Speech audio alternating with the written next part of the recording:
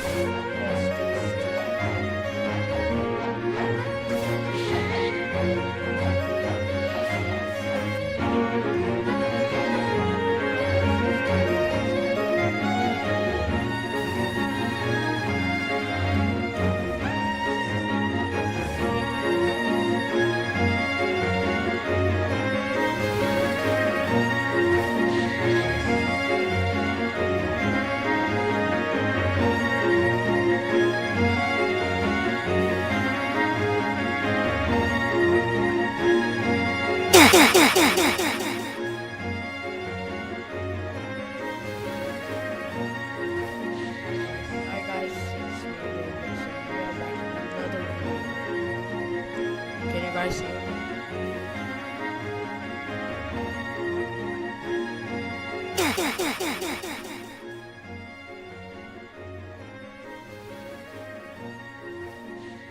Hi guys, it's me, ROBLOX, and we are back in another video.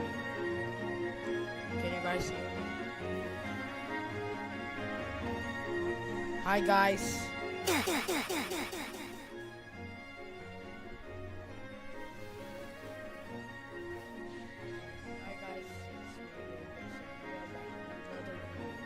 Hi guys, can you guys see? Hi guys. Okay, it's working.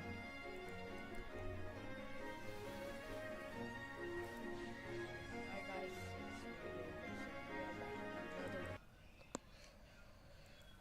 so guys, it's me, ROBLOX, and we are back in another live stream.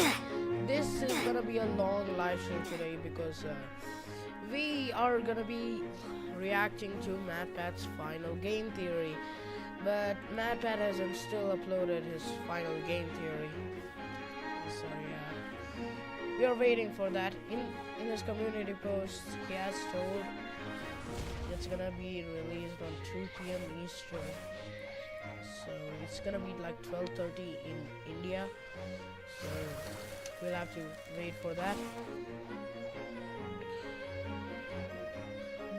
Today it's gonna be a long live stream. I'm planning on a long live stream, and we might just react to all the other channels, yeah, last theories. So let me just move this.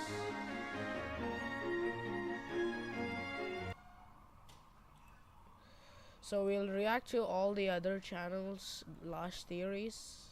Let me just open link in new tab. What? Oh god, that didn't open it.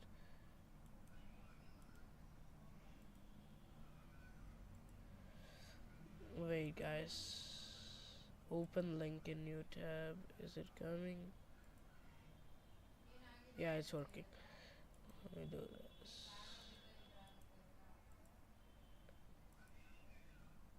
Okay, so let's react to film theory's final theory. Yeah, so this is the final film theory.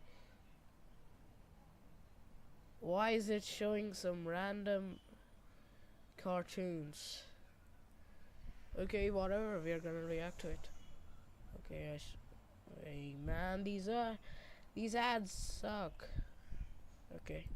To get itself a bad rap. As the middle child of the theorist lineup, it tends to get overlooked or forgotten, so much so that it's become its own meme at this point. And yet, of all the channels, film theory covers, by my estimation, the most important topics. Don't get me wrong, you have plenty of silly episodes mixed in here, like How to Kill Deadpool, Willy Wonka's OSHA violations, me trying to become host at Jeopardy, your lost guys by the way. But we also have episodes warning about deepfakes, propaganda, net neutrality, copyright, how fragmented pop culture is eroding our collective sense of identity, resulting in heightened heightened levels of depression and isolation. Those are important and heavy topics to cover because, as we said in one of our recent theories, media is a tool that can enact change and influence public thinking at a global scale. The entertainment we consume, it shapes us. That is actually very true.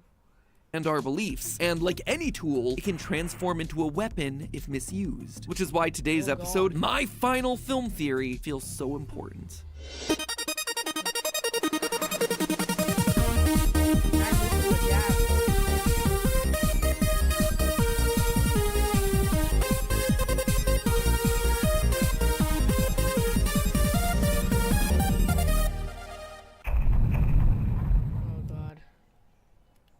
I still feel very sad, man. My childhood YouTuber retiring now after like 13 years. I still cannot believe it. But whatever, we'll have to accept the facts and react to his final film theory. Hello Internet, welcome to Film Theory, the show that's now entering its zaddy era. Today I wanted to start off with a question. I want you to think about all the media that you consumed during your childhood, all the TV shows and movies that you loved as a kid. And now, with the perspective that you've gained as you've gotten older, can you name for me 5 good father figures from children's media? I'm talking about wholesome dads who want the best for their kids, who try really hard to teach. Oh god. I forgot. I forgot. I'm watching Amazing World of Gumball right now, and I think Richard is a good dad. Yeah. Man, I really forgot all the cartoons that I watched when I was young. Okay, whatever. We're just gonna watch it. Teach them and nurture them. And if you guys know any cartoon dads right now, who you think is the best, please comment them in the live chat right now. And show them love and all the good things that dads should be doing. Legitimately, go down to the comments, type out who comes to mind, because I consume a lot of media. Wait, actually, let's see. Comments. Wait, guys, 1 minute. Only 1 minute, guys.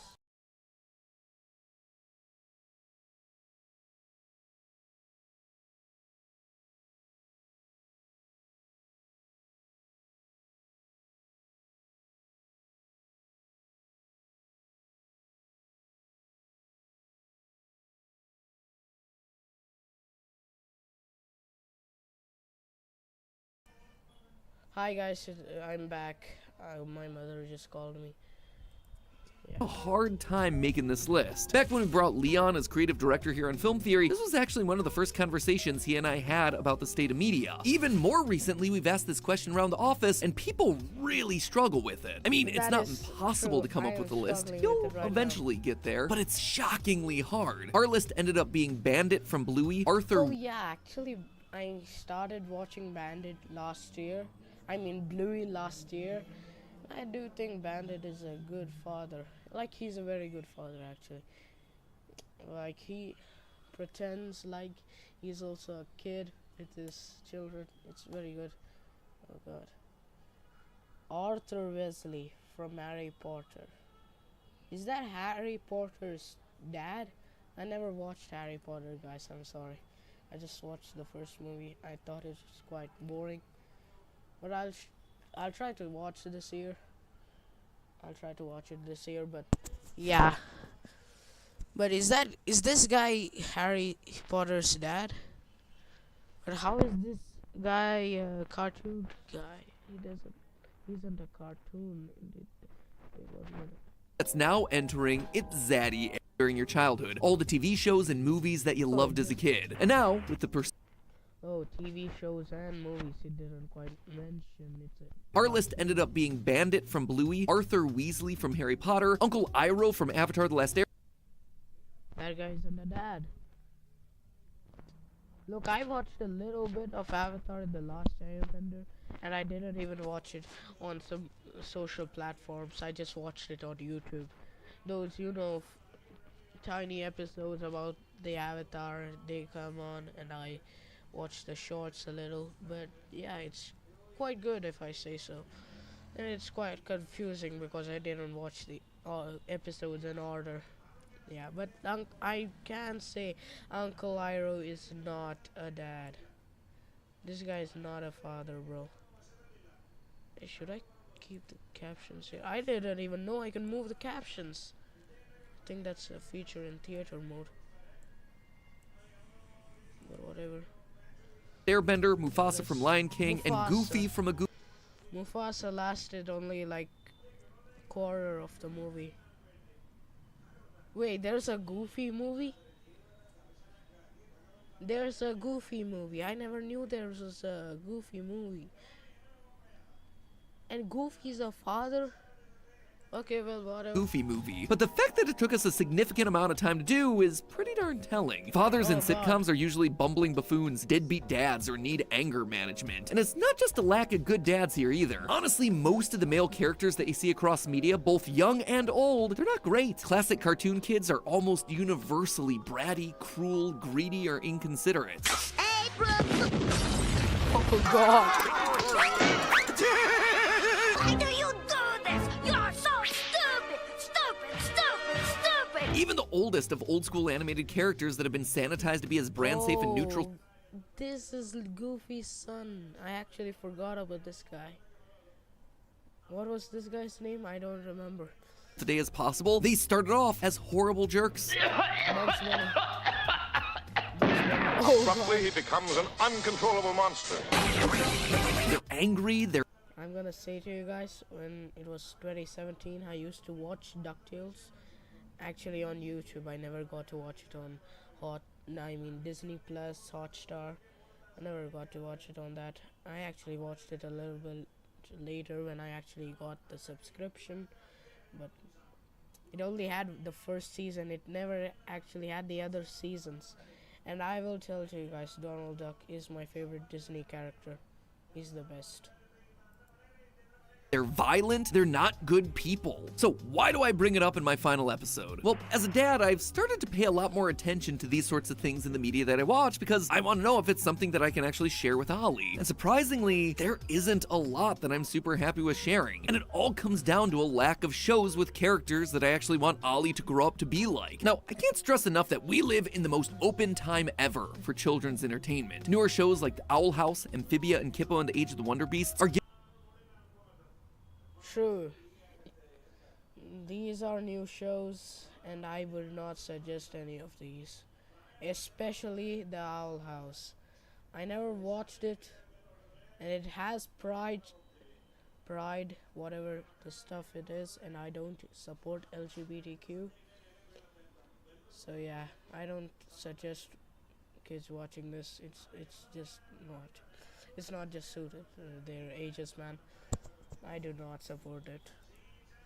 given voices to historically underrepresented groups as both creators and characters. There is something in there for everyone, and that's awesome. But the pickings for boy characters that I want my son to try to be like, of male characters that I want him to look up to, they are mighty slim, my friends. That's kind of a problem. So today, I wanted to look at why. Why are there so few of these truly great role models for boys? Why, in this era where we have more choice in what we can watch than ever before, are there so few? I actually watched a little bit of Steven Universe when it was COVID time, and in 2022, of course. Maybe a little in 2023. Nah, I didn't watch anything in 2023, basically. And also, Nemo is boring. I don't know why, but it's very boring. Few choices that have good male role models for my son to look up to. Well, after diving into the history and economics Hey, it's Scrooge, the OG DuckTales. My parents actually used to like watching the OG DuckTales. of this sort of media, it all comes down, as it so often does, to money. Surprise, surprise. Don't touch that dial, my friends. It's time to crack this case wide open. So to start things out, it should be noted that gender identity for young children doesn't really become a factor for several years into their life. According to research, most kids don't start to identify with one gender or another until the age of 3. And it's important that they're encouraged to explore that at their own pace. The last thing we want to do is to sort kids who are still discovering themselves into boxes. And likewise, children can of course have role models who are not not the same sex or gender that they are. It is awesome for boys to have role models who are women, vice versa, and everyone beyond and in between the binary. I'm just talking about it today because I want to make sure that there are good examples set across the board for everyone. And right now, the male category, pretty severely lacking. And me saying that might come as a bit of a surprise, right? Like, there are a ton of male characters out there in media. He-Man was great. My parents used to love them. Love it. I watched a little bit of He-Man. Yeah, I don't know what I'm talking about. Mickey Mouse is good. Yeah, it's good.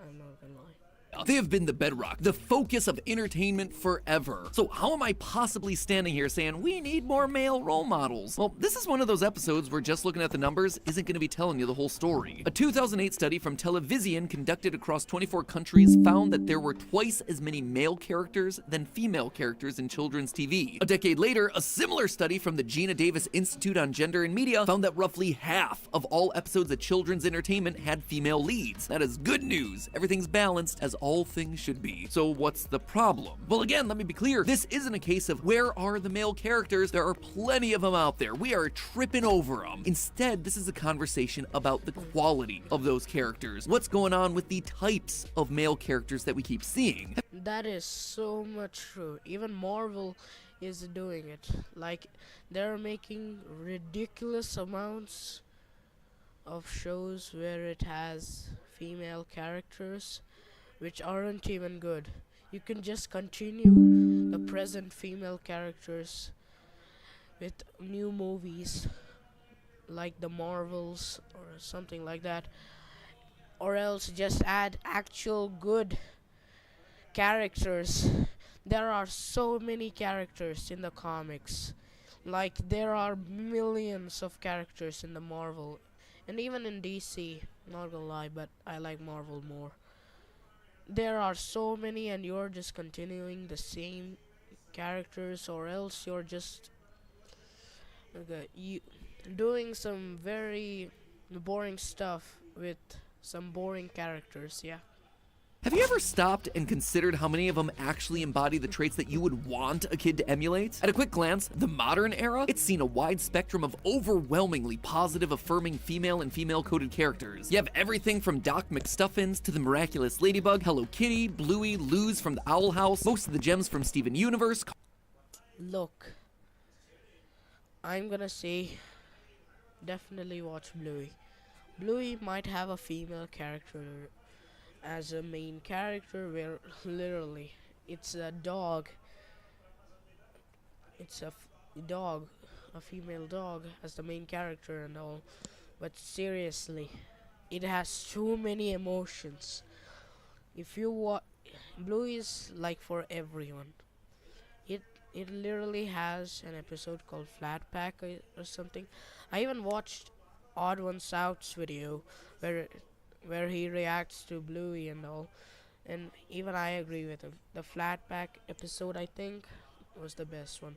It literally shows everything, like religion, God, and how life even started. I'm telling you, Bluey is goated. I'm actually telling you that. Carmen Sandiego, who's apparently a hero now. Barbie just had herself an empowering live-action adaptation, and she's also sort of a YouTube vlogger dishing out shockingly solid mental health advice. Maybe I'm just being really unfair on myself. You know, I don't always have to be upbeat and positive. Even parodies of the overconfident, self-reliant neo-heroine like Princess Bubblegum from Adventure Time ultimately get to be effective political leaders. I'm gonna tell you guys one thing. I've never watched Adventure Time, and I think I should watch it now because everyone say it's goated. So yeah, man, I missed out on this on my childhood. Hey, Creecraft is live, and he's also saying goodbye to MatPat. Oh god. Excel at STEM fields, kick butt on the battlefield, and get the girl in the end. The fact that these characters exist, that is awesome. I don't want to take anything away from that. And if this is how we're overcorrecting for decades of women being trapped as damsels in distress or trophies, I am all about that. But then you look over at the boys and things get a bit more complicated. Sure, there are some truly great and kind characters that I do want my son to look up to. For as much fun as I've had here on I I thought it was gonna be some 2D character, bro.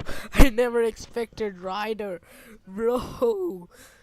Bro, this guy's made so many videos on Paw Patrol saying that they're all like aliens, and I never knew he made a video called Ryder is a villain. God, and there wasn't actually a villain. There are so many Paw Patrol videos by him. Well, not a lot, but still. Wait, let me count them all. Hey, One Piece.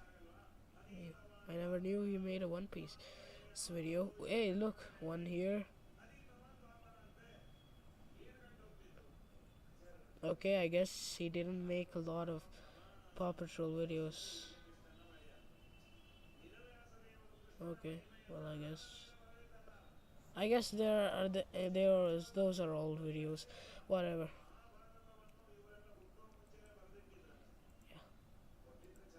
On the Yeah, channel saying that he's let's actually a watch it. ruthless businessman. Ryder from the Paw Patrol, fantastic role model. Wait, now he's telling Ryder is a fantastic role model. Bro, he never makes up his mind, does he? Look, there was an OG episode of his where he says Mario is a psychopath.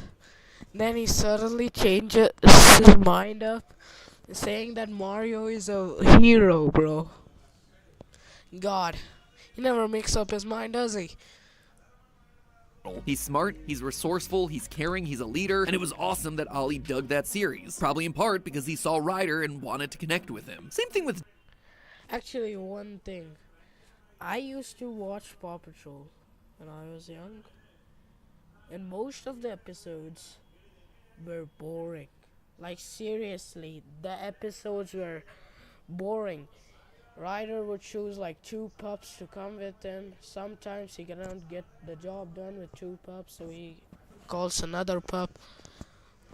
Bro, there are 2. Look, all the episodes of Paw Patrol have the same format. Call in 2 pups. If the job is not done, get another pup to do it for you. So yeah. And also, Paw Patrol movie is good. It's actually good. And Chase actually used to be my favorite pup out of all the pups. Chase is my favorite. Dipper from Gravity Falls. Out Also a of win for all the being pups, smart, Chase is the best. curious, brave, and a loving brother. Also, there's a handful of solid early educational programming with male protagonists like Arthur, Thomas the Tank Engine, Daniel I also watched Odd One's Out video on Arthur. He said he Falcon punched his sister. Falcon punch. Thomas the Tank Engine is boring as hell. If you ask me, Thomas the Tank Engine, why is it even called a tank engine for some reason? It's a train, it's a steam train. I don't know why is it called a tank engine, I don't know. Actually, Daniel the Tiger actually came on my cable TV, but it was rare and I always wanted to watch Daniel Tiger, whatever you call it. There were a few scenes where he rides the bus with his sisters or brothers. There's a lot, man. There's a lot. Tiger, I though it's worth missed calling out. out how few of them are actually human. But let's talk for a minute about the characters that you'd typically see come up in a conversation like this, right? Well, the problem here is that they tend to have a huge asterisk attached to their names. Captain America, Superman, Batman, Spider-Man, the Ninja Turtles, they're all great. And also, actually, the Ninja Turtles also came on my television. And boy, I have too many boring shows, man. I found all the childhood shows boring, bro. I cannot believe. All of them were boring. Well, I'm gonna tell you guys, Ninja Turtles are great. But that 3D version, which I forgot, I'll search it later. Bro, it was boring, bro. And some of the episodes were just boring for me. And also Superman. The S is the wrong way, I think. Yeah, they flipped the image. That's why the S is spelled out wrong. And also, isn't this the anime version of Superman? Yeah, it is. But the stories also involve a lot of war, crime, death, fighting in general. They tend to solve most of their problems through punching and physical violence. Aang, Luke Skywalker, Harry Potter, they're selfless heroes who... Actually, I'm just gonna turn it to full screen. Hey, Aang! I'm gonna tell you guys, Aang is a good character. And also, they released a new Avatar, The Last Airbender live action show. Yeah, on Netflix. It's a Netflix series. Harry Potter, I don't know anything about it. Anakin Skywalker, bro. He turned out to be dark. to do what they think's right no matter what the cost, but they're also sitting smack dab in franchises built on needing to be violent, fighting, often killing soldiers, stormtroopers, dark wizards. Not generally a drawback that you're facing from traditionally feminine skewing characters like Sophia the First or Elena of Avalor. And if they're not violent or surrounded by violence, well, very often they're just not good. Johnny Bravo's a big ol' womanizer. Timmy Turner's a whiny, spoiled narcissist. Jimmy Neutron's arrogant, destructive, mean to girls, and regularly uses his intelligence as an excuse for being a jerk to his friends. Even Phineas and Ferb, who are smart and resourceful and funny, are outright disobeying their parents. Actually, also, I found Phineas and Ferb boring as well. Man, I'm just finding everything boring when I was a kid. Actually, sometimes it used to come on TV and I think it was on Disney XD, and I just found it boring, man. And there's a movie, actually, you know, the Avengers movie, the first Avengers movie, where Tony Stark sacrifices himself in space. He sends off a huge missile in space to the alien ships that Loki brought. Yeah, well, in that, the creator of Phineas and Ferb actually told that they copied their movie, something about spy movies, something like that. Each and every day of summer. Actually, the reason Ali wanted to stop watching the show, he was afraid of them getting in trouble for constantly breaking the rules episode after episode. I think you get the idea. Look at media through this sort of lens and suddenly you see examples. Wait, And Ali wanted to stop watching the disobeying their parents each and every day of summer. Phineas and Ferb, who are smart and resourceful and funny, are outright disobeying their parents each and every day of summer. Actually, the reason Ali wanted to stop watching the show, he was afraid of them getting in trouble for constantly breaking the rules episode after episode. I think you get the idea. Look at me. This guy is such a good child, man. This guy is such a good guy. Bro, this guy quitted an entire show not to learn bad manners. Respects. Bro, like seriously, respects, bro. Media through this sort of lens and suddenly you see examples everywhere you go. Just to get some hard numbers in here, that same Gina Davis study that I mentioned earlier noted that male characters, they're more likely to be violent compared to female characters, and also almost twice as likely to be depicted as a criminal. Remember, we're not talking about fun characters to watch, or characters that you like. I think most of the examples I listed above fall into at least... This is the problem. They think they're balancing the genders with their opportunities, but they're just making it even worse, bro. Just give them both the same roles and it will be good, bro. One of those two categories. No, we're talking about characters that are admirable role models for young boys. Characters whose activity we want them to imitate or look up to as they develop during childhood. I also want to reaffirm, I personally like all of these shows and movies. There is no judgment here if you're a fan of any of these sorts of things. But they're just not shows that I can show Ollie until he's much, much older because of the implicit lessons that they contain. Boys are violent. You solve your problems with punching. If you break rules and treat people badly, don't worry, there are no real consequences. You're the main character of your own own show, and everything just works out well for you. So with all of that established, I think we can start to discuss why things have ended up this way, because this has deep roots in the history of pop culture. The long and short of it, when you start to unpack the old media that inspired our modern media, you find a lot of old-fashioned assumptions that end up persisting in ways that you wouldn't expect. Though there have always been trickster boy characters dating back centuries in cultures all across the world, the Western pop culture version of this archetype really took shape in the early 1900s with the Wait, the is that Western Wukong? The Monkey King, right? Yeah, it's the Monkey King. pop culture Son version of Wukong. this archetype. Even in Free Fire, there's a character called Wukong, and it's the same character, but Free Fire style. Yeah, whatever. Loki, God of Mischief, and I don't know. Anansi, I don't know about that. Type really took shape in the early 1900s with the creation of Peter Pan by novelist J.M. Barrie, though you probably know him best from the 1953 Disney cartoon. I cannot So wait, it wasn't used to be. So Disney didn't create Peter Pan. It was a book by someone else called novelist J.M. Barrie. J.K. Rowling, similar like that. J.M. Barrie. Though you probably know him best from the 1953 Disney cartoon. I cannot Barrie and overstate J.K. how Rowling, influential bro. this one story was. Everyone and everything from Steven Spielberg to The Legend of Zelda was influenced by Peter Pan. And that matters. But That is actually quite true. I never knew that, but actually, yeah. Now that I think of it, this is why I always thought Legend of Zelda and Peter Pan used to look similar. Link and Pan. Yeah, Peter Pan. Or maybe I just knew it was different characters, but never really realized that. Both are wearing green. Both carry knives and swords. Sometimes shields, yeah. Both do magic, I think. I don't know if it's true. I never played Legend of Zelda.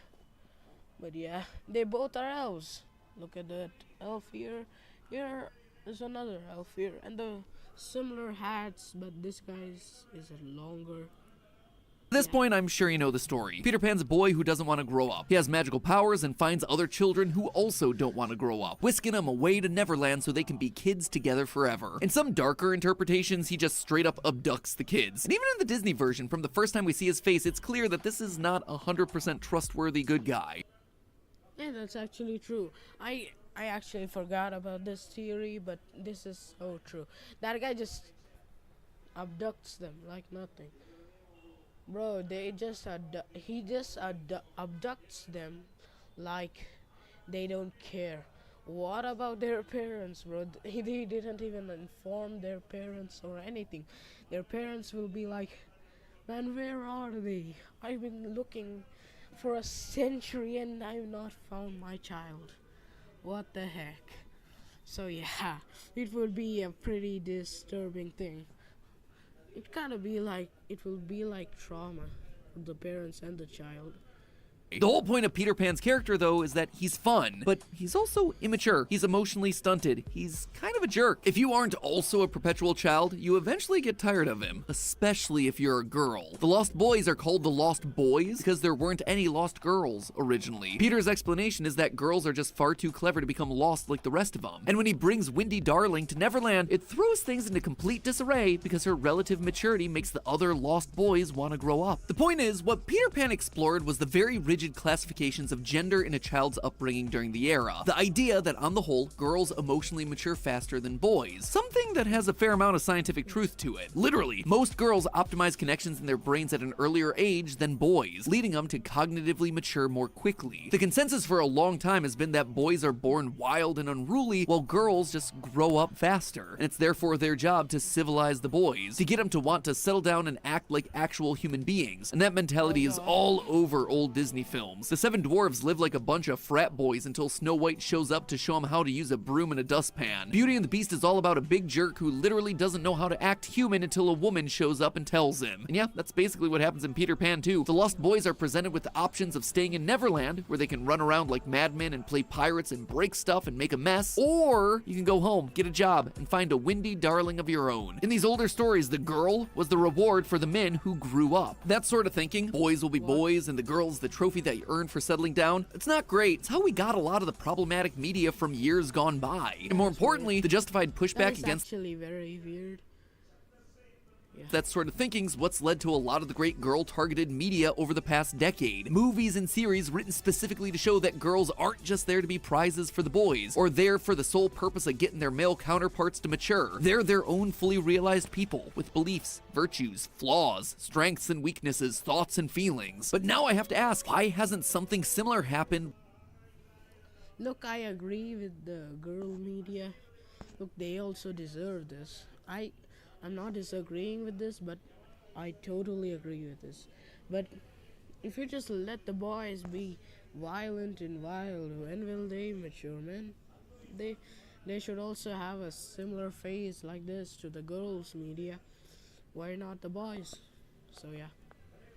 With boys in the media? Why are so many of these male characters just stuck in the older ways of thinking and writing male characters while girls have gotten to grow up? They're still stuck as Peter Pans, emotionally stunted and immature. Why? Well, there's something that all these years of hosting the channels have taught me, is that the real reason so many decisions are made in Hollywood comes down to one thing and one thing only: the money. And in children's media, That is 100% true.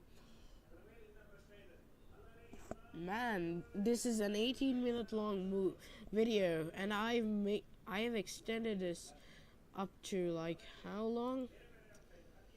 30 minutes. Man, I really need to stop talking. there's no bigger money I'm maker kind of like think noodles now. Oh god.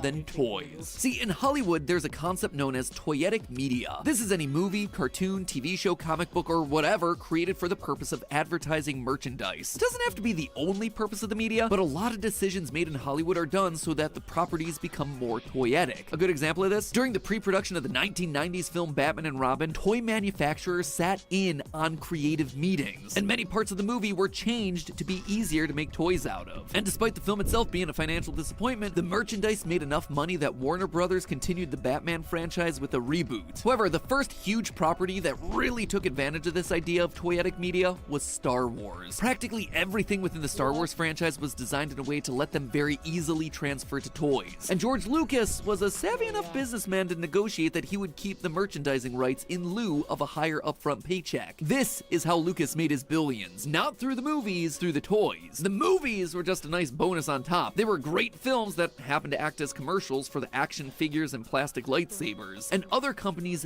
definitely took note of this. This led to a slew of toyetic IP being created for the sole purpose of selling merchandise, and a lot of the most popular franchises from the 80s and 90s fall into this exact category. I'm talking Transformers, G.I. Joe, Thundercats, He-Man, She-Ra. Look, like seriously, we need a good Transformers toy. Like seriously, I've been wanting an Optimus toy since I was a child. Bro, like seriously. And every toy we buy, it would be so simple that you can just twist it a little bit and it's already transformed. That goes to Rescue Bots. That goes to Rescue Bots. Transformers Rescue Bots. I just watched it. It was good. Yeah, like seriously, stop it. Make a good toy. Use your minds and make one. Look, I know it's hard and all, but still, you have an entire life, your entire life to think about this. Please, just make a good toy. Pokemon, Digimon, even certified classics like Cowboy Bebop. All of What them. is Digimon?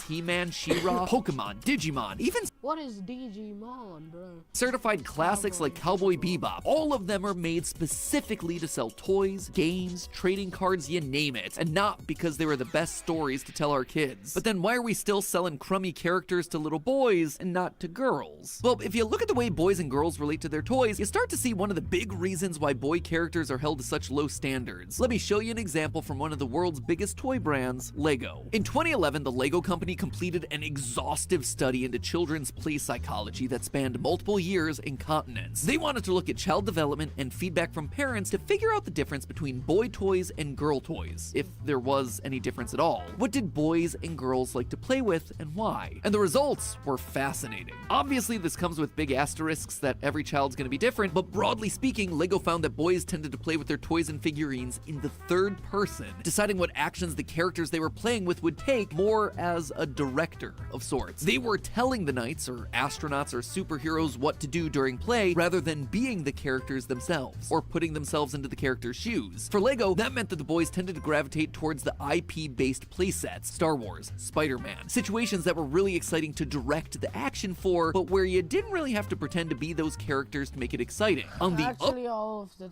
Lego toys actually did that. All of them. And I just realized that now. And I've also ordered my second Lego set tomorrow. It will come tomorrow by 10 p.m. And I might just make an unboxing video. It's a Ninjago set. Yes, I love Ninjago. I just started watching it like this year or last year, and I just love it, man. It's so good. other hand, girls tended to play I still cannot believe that I have not watched. I still cannot believe that I've not watched Ninjago when I was still a kid. Now I regret it. Look, Ninjago started in 2011, and I was born in 2011. Bro, I should have watched it, man. It was play so in the good. first It is person. actually Role very good. I thought all the Lego shows are so horrible, except the Lego movie. It was very funny. Then I watched the Ninjago movie. I actually started watching Ninjago in 2022, but found it boring in season 11, episode 1. That was the season that I started watching. Yeah. playing that they themselves were the characters doing these actions. They projected their own identities onto the toys, rather than directing them to do. Actually, now that I realize, this is so true. This is actually so true, bro. I never realized that. Now that I realize it, it is so true, bro. Things. The result of all this, Lego, who had always prided itself on the idea that Lego bricks were for everyone, that they weren't gendered, they developed the Lego Friends line, focused more on pastel colors. So this is why this was made. This sucks. And also, not that it sucks at all. The show might suck. This doesn't even look like Lego. It just looks like ROBLOX, but Lego collab. The sets are good. Not gonna lie, the sets are so good. You get a cherry tree, a cool greenhouse, I think.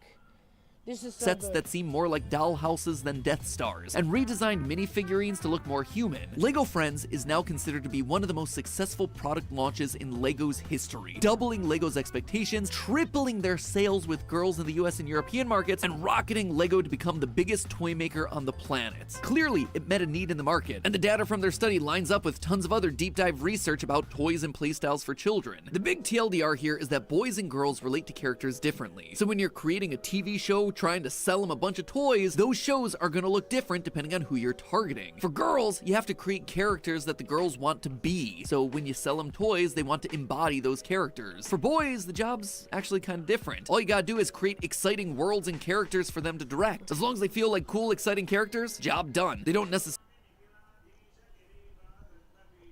This is so true. Like in Ninjago, there are few shows that actually in boys that actually make it that you want to play that character in your first person view, which is DuckTales, and my favorite character was Dewey. So when I was a kid, I used to act like I was Dewey. Man, those are good memories and all. And even in Ninjago, all the characters are so good that you want to play like them, play as if you're them. And it also is, look, Ninjago has two things. Like now MatPat is selling, right, your third person view. Yeah, you want, this feels like you want to create your own character and you just met all the guys and you're their friend. That's how I felt like when I started watching Ninjago. Look, I felt both playing as the characters and also playing my own character in that one. Necessarily have to be So, someone yeah, you look it's up to. super good, man.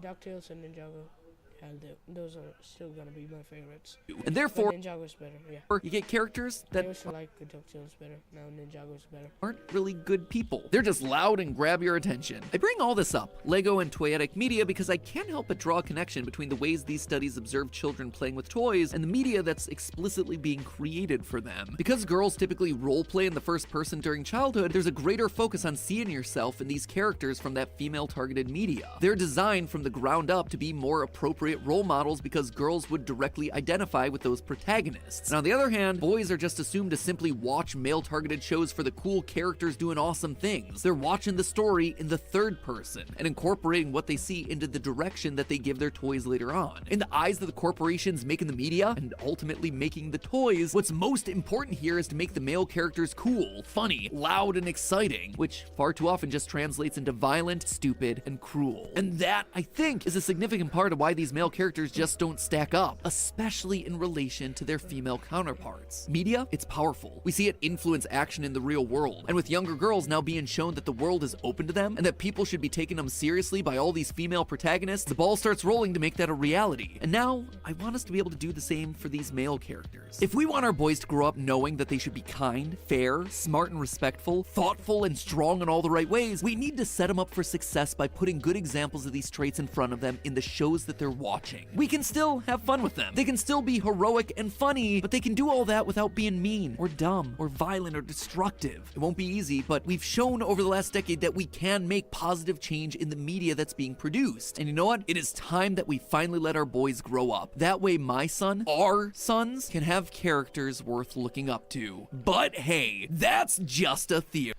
Bro, that meme is so good. Actually, that is quite true. Can have characters worth looking up to. But hey, What adults see is just a kid playing with car toys. What kids see, dramatic destruction. that's just a theory. A film theory. It's just a theory of film theory. I want to see a game theory, but it's film theory. Yeah. And I talked a lot about my personal life. All the live streamers talk about their personal lives at similar moments. But like, seriously, bro, this is so good. This film theory is very true, bro. Bro, I just clicked on some random website. Man, what? Let's not look at that. Let's just leave that out. Now the foot. Hello, internet. Welcome. Actually, I'm reacting to all of them in the correct order, except the Game Theorist channel was the first one. Yeah. Oh god, I thought this was MatPat's final theory, bro.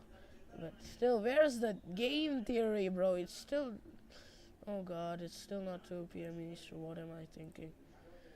Well, loyal theorists, this is it. This will be my final FNAF theory. And this time, I mean it.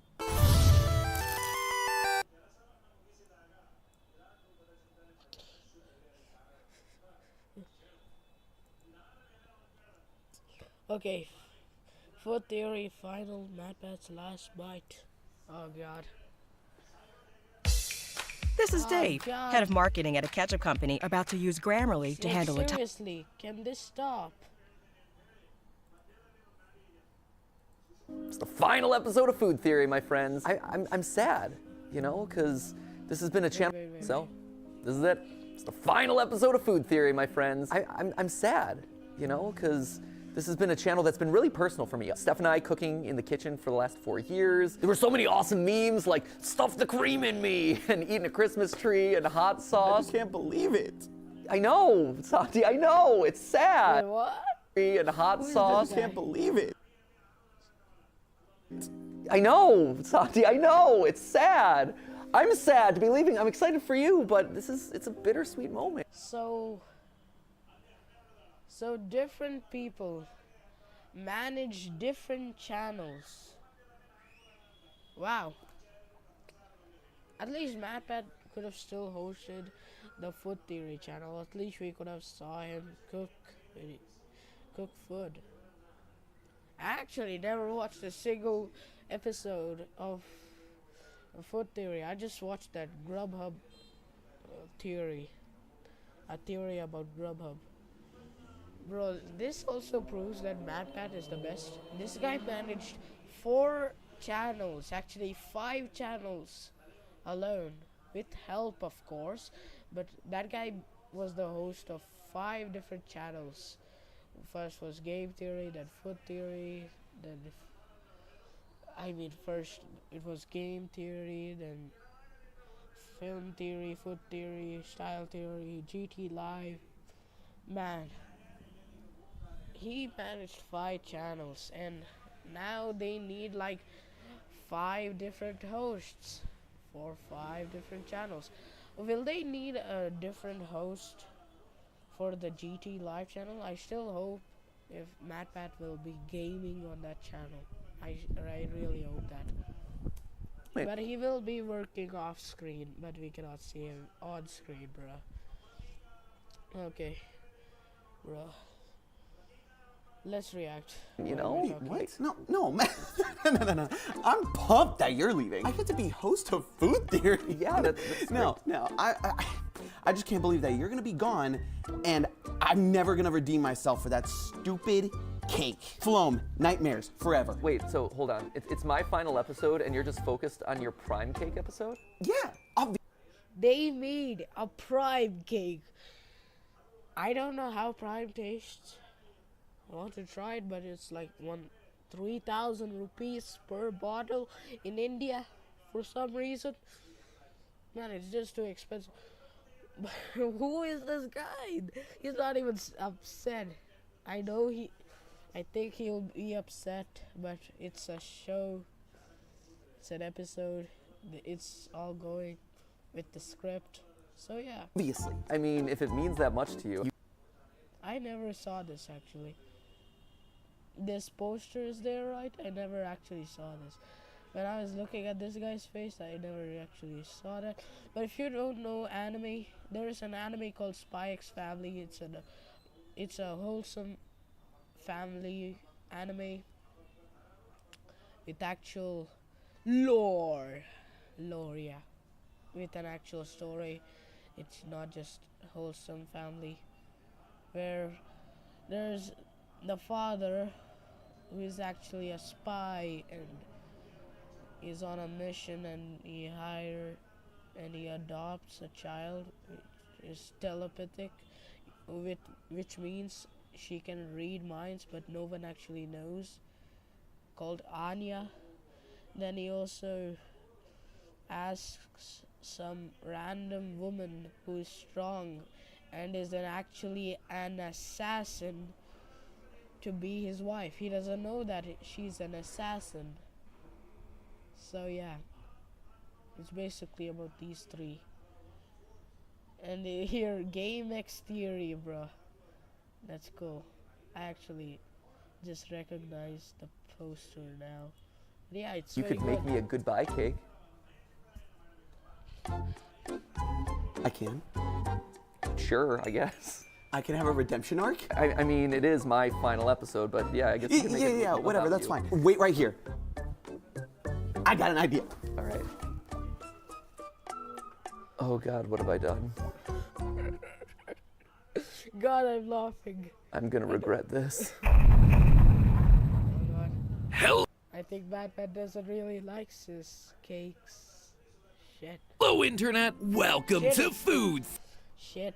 It's gonna be dangerous, I guess. That's why it says MatPat/bite. Theory, where it's time for my just desserts. You know, when it comes to the 4 channels, Food Theory has always held a special place in my heart. Game Theory was the first, it's seen everything. Style Theory has always been about the team, it's also the baby of the group. And Film Theory, it's Film Theory. I'm joking, obviously, but that is kind of the running meme about it. But Food Theory, it's always been a bit more personal, you know? It was born in the middle of COVID. It's the first that really required me to be on camera. And also, why did it show a scene where the entire cast is showering for a video?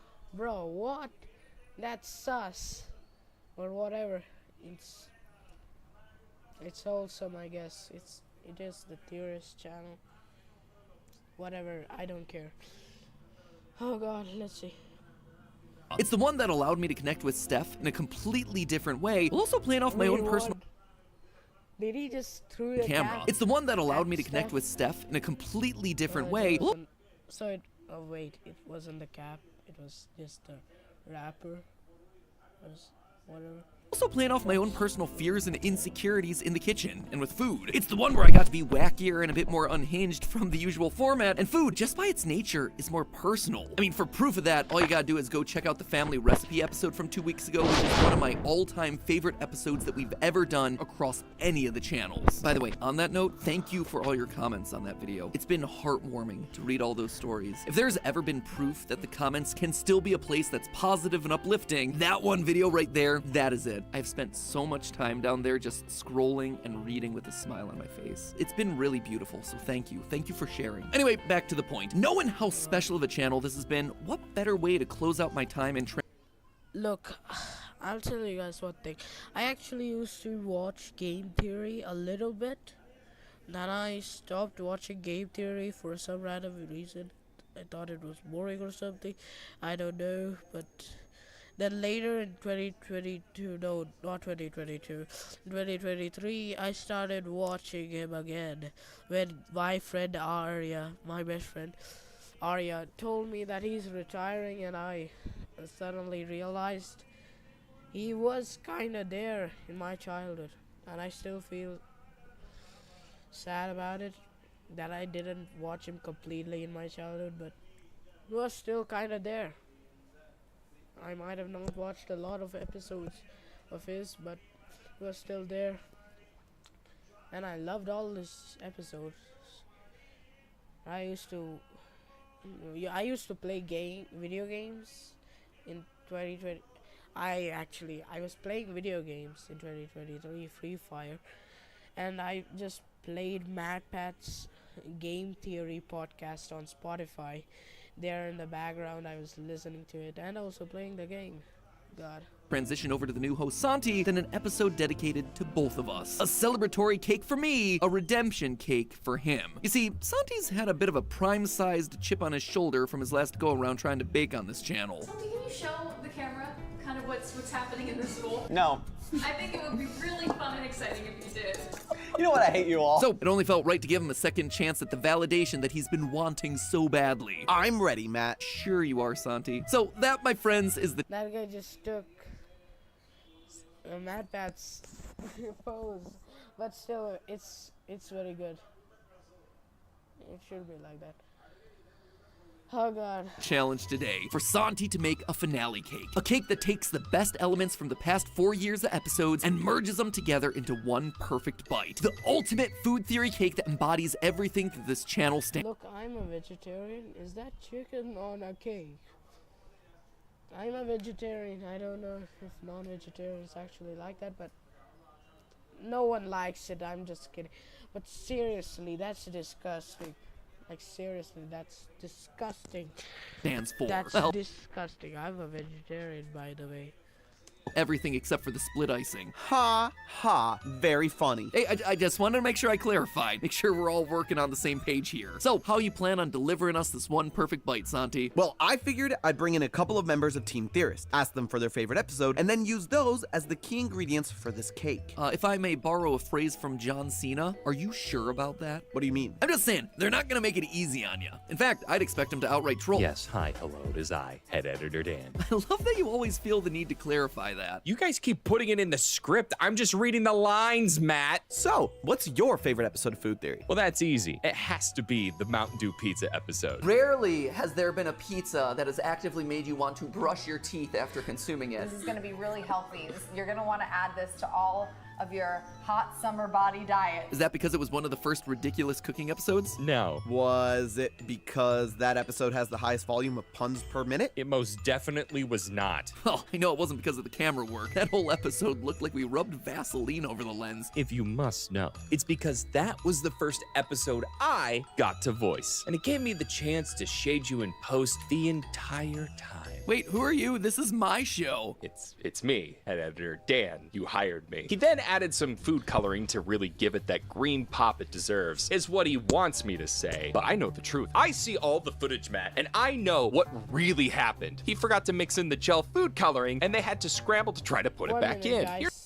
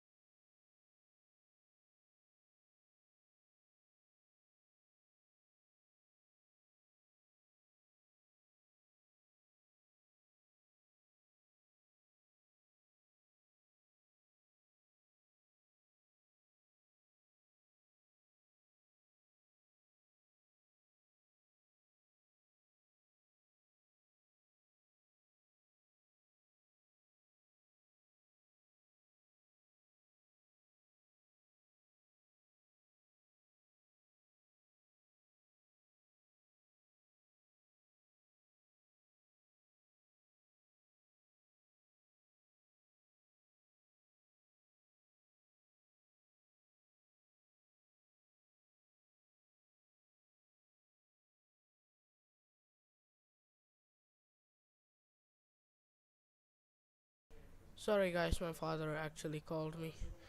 Yeah. Here's the before, here's the after. Look, we're good editors, but we can't fix every mistake. Also, never say fix it in post. Or I will come directly for you. Oh my gosh, you are so right. I actually think that might have been the first episode that anyone outside of me got to voice. Must have just blocked that one out of my mind. Or maybe I was just delirious. Again, I was very sick for that episode. I mean, in total, I think there's been like, what, 4 episodes across the 2,000 videos we've done? No pressure there, Santi. You do realize Mountain Dew is a terrible cake ingredient. Yes, I do. Good luck. As I was saying before.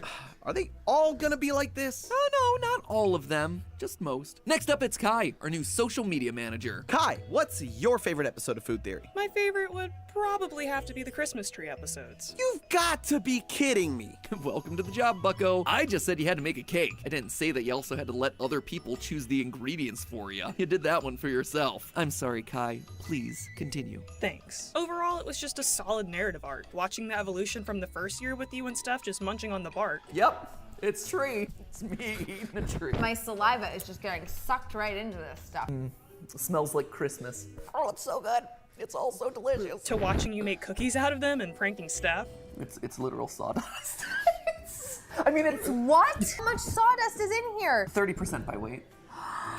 And then finally getting to something that was actually edible and getting to be a part of that was nice. You know, it's not that bad. Wow. We're eating pine. You do realize who created those recipes, right? It was me. Cool. Well, bye. Thanks, Kai. Next up, Amy. Amy, what's your favorite episode of Food Theory? Santi's gathering ingredients for a grand finale cake. Favorite episode? I think it has to be Panera Bread Gloves because it brings together my 2 favorite things in the world, fashion and carbs. Honestly, I love them both so much. They're perfect together and they're perfect for this episode. Bread? Bread is perfect for the cake episode? Yes, it is. Wait. Isn't cake a type of bread? Some sort of like that? Actually, it's not. Why am I even saying that it's not? Bread, it is cakes. They're the same kind of thing. One just has fashion sense. Is it too late to quit? Yes, yes it is. Thanks, Amy. Hey, Ash. Hey! What's your favorite episode of Food Theory and why? Ooh, okay. My favorite episode is actually kind of a personal one to me. I really like the Oreo episode. Oh, thank goodness. Finally, a normal cake ingredient. Is he okay? Yeah, he's fine. You know how our episodes are designed to teach people stuff? Yeah? Well, Santi's learning a lot today. Tell me about Oreos. All right then. Well, one, I was just really proud of the work I did in putting that whole shoot together. But also, man, did it serve some absolutely incredible memes. Like, oh, look at that thick layer of cream in there. I want that thickness inside my Nope, don't say that. I should not have said that. Hot, I'll give it that. Oh yeah, you can see it melting. My poor fingies. It's hot on my fingies. Set it on a plate. Oh god. Set it on the plate, they say. Don't burn your fingies, they say. Just blew it off, Jason. I know my saliva is heavy. Got the heaviest saliva in the business. I'm so sorry. My good dude, you were so What? I'm so sorry. My good dude, you were so questionable. Sorry. My good dude, you were so questionable. Continuing around the office, Lee gave us the Diet Coke taste test because he's also addicted to that sweet, sweet nectar. Josiah gave us Prime Exposed, and Tom added the TikTok favorite, pink sauce. I hate you, Tom. Okay, it could have been a lot worse. Just feel lucky no one said the Kentucky Fried Chicken episode or the cabbage soup episode. But what about you, Santi? I'm curious. What's your favorite? You're the one taking over the channel after all. I mean, I'm not doing myself any favors with this one, but it's actually the fries episode. Never order McDonald's medium fries, I think is the official title. It was one of the first on the channel. Actually, it was the first. I just like the science of it all and thought it did a good job of showing what this channel's all about, you know? In general, the fry episodes tend to be really fun. Sprite and fries, another personal favorite. So you've got yourself Mountain Dew, Diet Coke, bread, spruce, Oreos, pink sauce, and French fries. That enough ingredient inspiration for you? I feel like I should quit while I'm behind. You think you could find a way to fit it all into a cake? I have some ideas. Well, with everyone's favorite episodes compiled, it's time for me and Steph to head to the kitchen one final time. At least one final time on camera for content. It's not like I'm never gonna eat again. We were there to see how Santi might try to fit all of this into something even slightly resembling a cake. And as it so often does, things immediately got off the rails. You define for Steph and I, who are not in the bro community. We're not bro dudes, as it were. So can you explain the dap? Yeah, if I were to get dapped up, what would I do? For context, Santi had called Justin to get dapped up, and we were intellectually curious about what this mating technique was, like researchers observing gorillas out in the wild. It's in the hand motion. You look like you're doing a little Edelweiss. Yes. If you're a bro, you're too cool for a handshake, right? Handshake, you go in firm, up, down, release. That's how you do it. That is the hope. Yeah. Yes. There. Maybe a couple, Boom. yeah. Yeah. Dap it. God. Dap it. I get very intimidated by hand-to-hand interactions that are not that. I don't read people all that well, and so I can't just like flow with it. You have to remember, cool peaks in high school, right? So you have to think about it like you're the kid in the back of the class. Not. You're not trying hard. You don't want to like go in with a lot of emphasis or anything. You just want to go just cup it. Yeah. You want to get the clap, and you Are we could do that. Are we doing the bro? But you could just do that, and like you just have to be relaxed with it. Like you wanna get a good clap. Okay. Nope. See. Nope. You're gonna go from here, and we're gonna clap like that. Okay. And then just that. That's it. Okay. All right. Ready? So just relax. There you go. Wow. Okay. Well, you exploded it, but that was a good clap. I really try to avoid physical contact with young children entirely. I do too. That's not really what I'm going in for, But Santi. if you're driving around and a kid just kicks a sweet gnarly tray, you're like, hey, dap him up. I honestly can't tell if he's being ironic or not. Is this a bit? I don't get it. Regardless, we were all set with the ingredients. It was time to get cooking, but not before one final sick burn from Steph. We're gonna take all of that and mash it into a monstrosity that we will call a cake. You've called a lot of things cake in the past. Right? And you called even more things calzone, and none of them were right. You know what? You're lucky I didn't put ricotta in this cake. I was this close to doing it. It would have made it closer to a calzone than anything you've made before. Oh, she got you there. Yeah, actually. That was a good burn.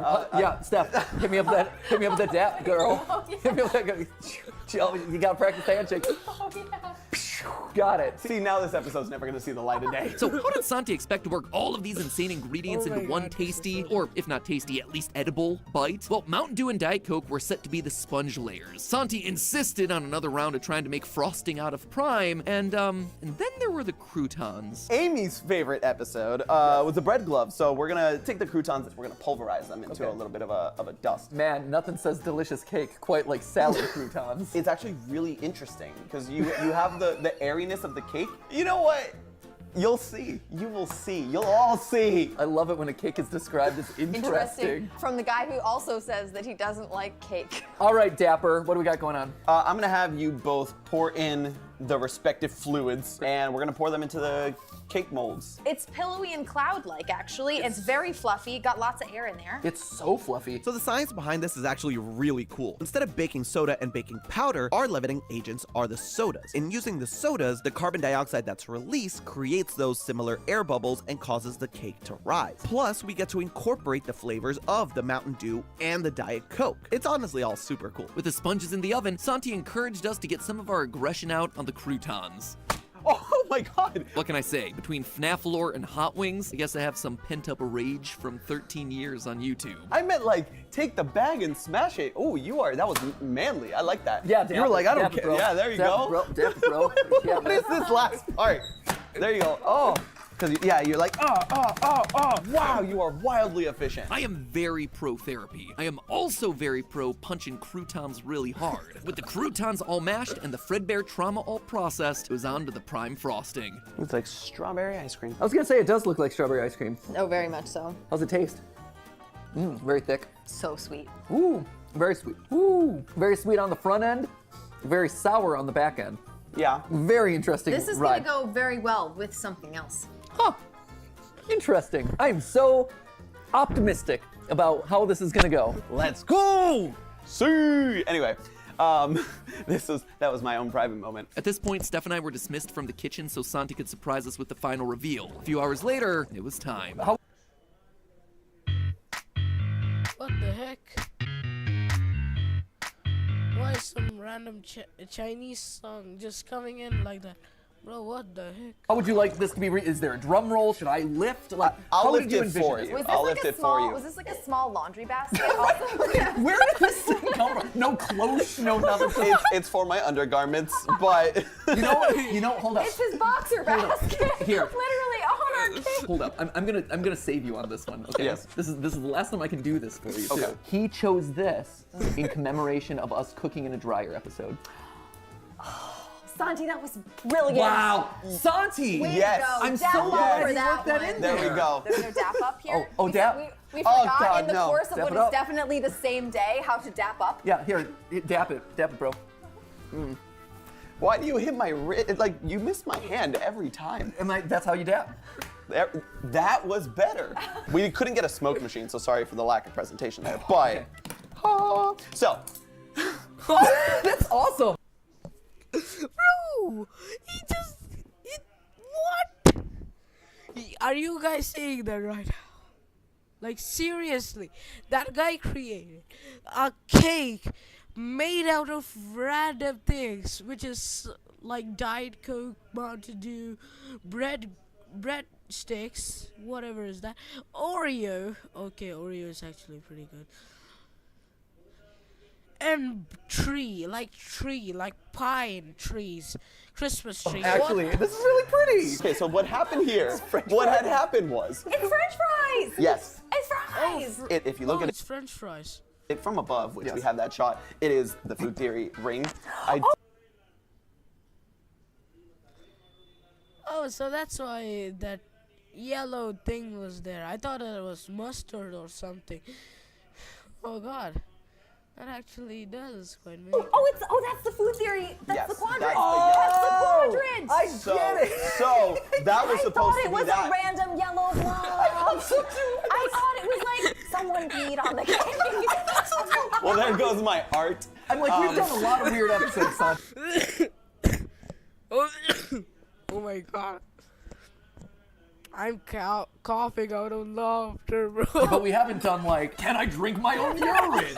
That's more of a Good Mythical Morning style episode. Well, I mean, we were talking about tears, and I was thinking bodily fluids. No, this easy to confuse what comes out of your eyes with what comes out of other parts of your both body. salty, I guess. I don't know. So The yellow pea stain notwithstanding, we were a far cry from prim cake. Even down to these cute little crinkle cut cake Wait, what front is a stain prim notwithstanding, we were a far cry Oh, that's the prime from cake. prim cake. Even down to these cute little crinkle cut cake fries on top. Such a cool detail. So with everything ready, it was finally time for my last chance to stab something on the show. Ready? Can I stab the cake?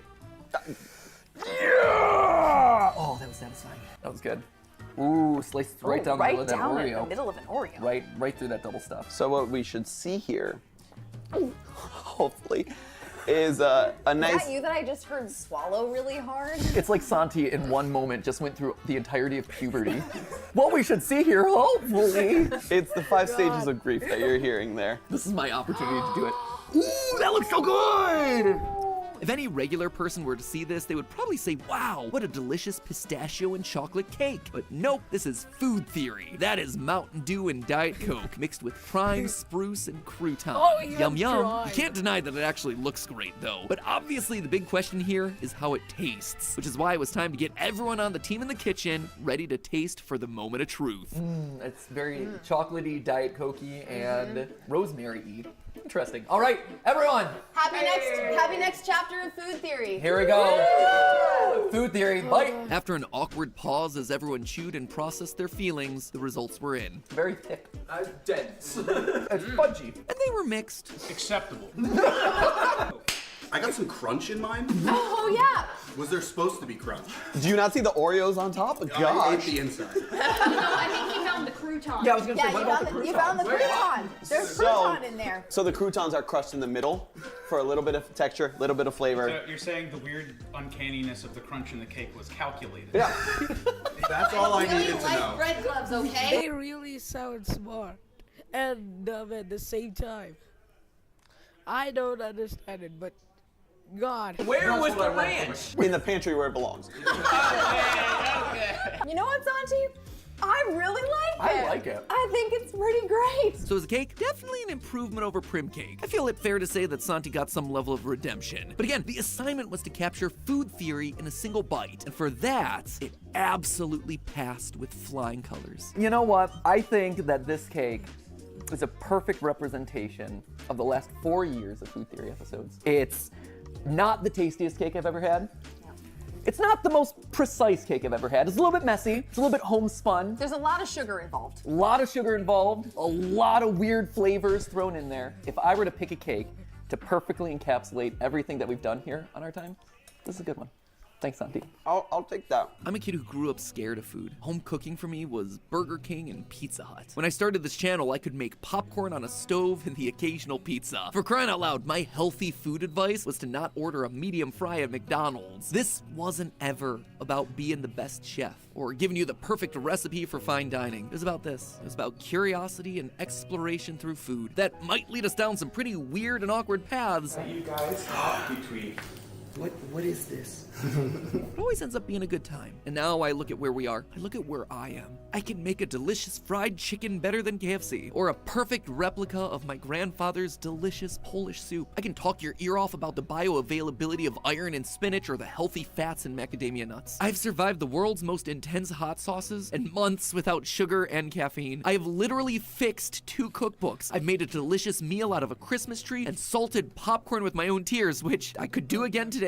I've even cooked a juicy, flavorful, medium rare steak in a freaking dryer. I look at this channel and I'm proud. I'm always proud of the theorist community across all the channels. But with food theory, I'm proud of me. I'm proud of my growth. I'm not scared of food anymore. I'm not scared of the kitchen anymore. And I understand more now than ever about the stuff that's actually going into my body. I've grown. This is so personal and also emotional, bro.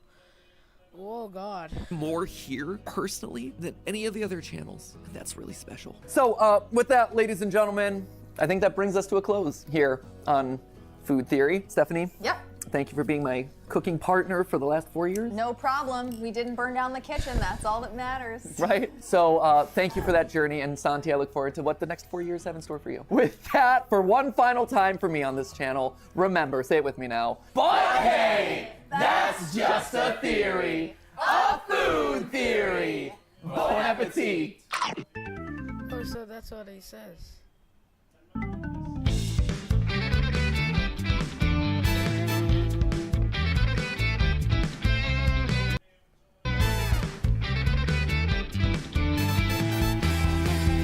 This is so good.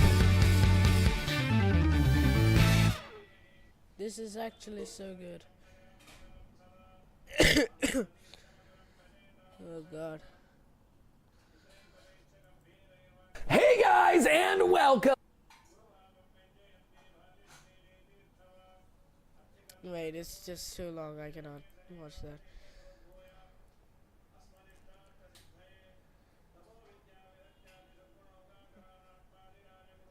Oh wait, this is my.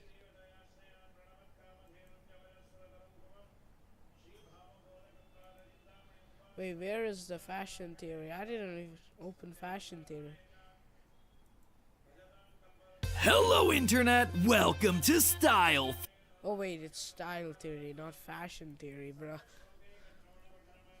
No more games. This is my final episode of Style Theory. So it's either win now or go home as a fashion failure. One final chance to take myself from novice to or go home as a If you guys don't know where this meme originated fashion from, failure. from One Piece final chance to take Chopper. myself from It's novice to Chopper. master. No limits, no budgets, and this time It's from Chopper, yeah. it's live and in person. Are you ready? Hello, Internet! Welcome to my final Style Theory. In case you missed it, it's not a joke. This is my last episode as host of Style Theory. And I wanted to do something big for it. Something special for this last episode. You see, when I started this channel over a year ago, I knew that it was gonna come down to this moment. I wanted to find out what the key to learning good style was. Because I believe that just like anyone can become a theorist, anyone can be a style icon. You just have to do the research, figure out the rules, the hacks, the data behind looking sharp. And when I don't know something, I track down someone who does, and then ask them to teach me. So in part 1 of our epic 4-way stylist showdown, I turned to online stylists to see if the internet would once again hold all the answers. But alas, that road only led to disappointment and me looking like a generic K-pop wannabe. That means that this time, I'm not hiding behind the safety of my computer screen. I'm bringing the experts to me, live and in person, into my home and into my closet. It all started in a closet, and today, that's where it's gonna end. Stephanie and I are determined to find the secret ingredient to elevating our style. And as a surprise gift to all you loyal theorists that have come along on the style journey with us for the past year, at the end of the episode, I'm gonna have a super exciting announcement that you're not gonna wanna miss. It's gonna change the world of fashion on YouTube forever. Editors, set another timer. Alright, that was a bit more intense than I expected it to be, but sure, we'll roll with it. The pressure's on, theorists. We can't afford to waste any more time. The end is near. In our first round of this test, we pitted human against this algorithm is 35 minutes long. God. Oh God. take my and Stephanie's style to the next God, level. there And won't be that much to talk about, but whoa.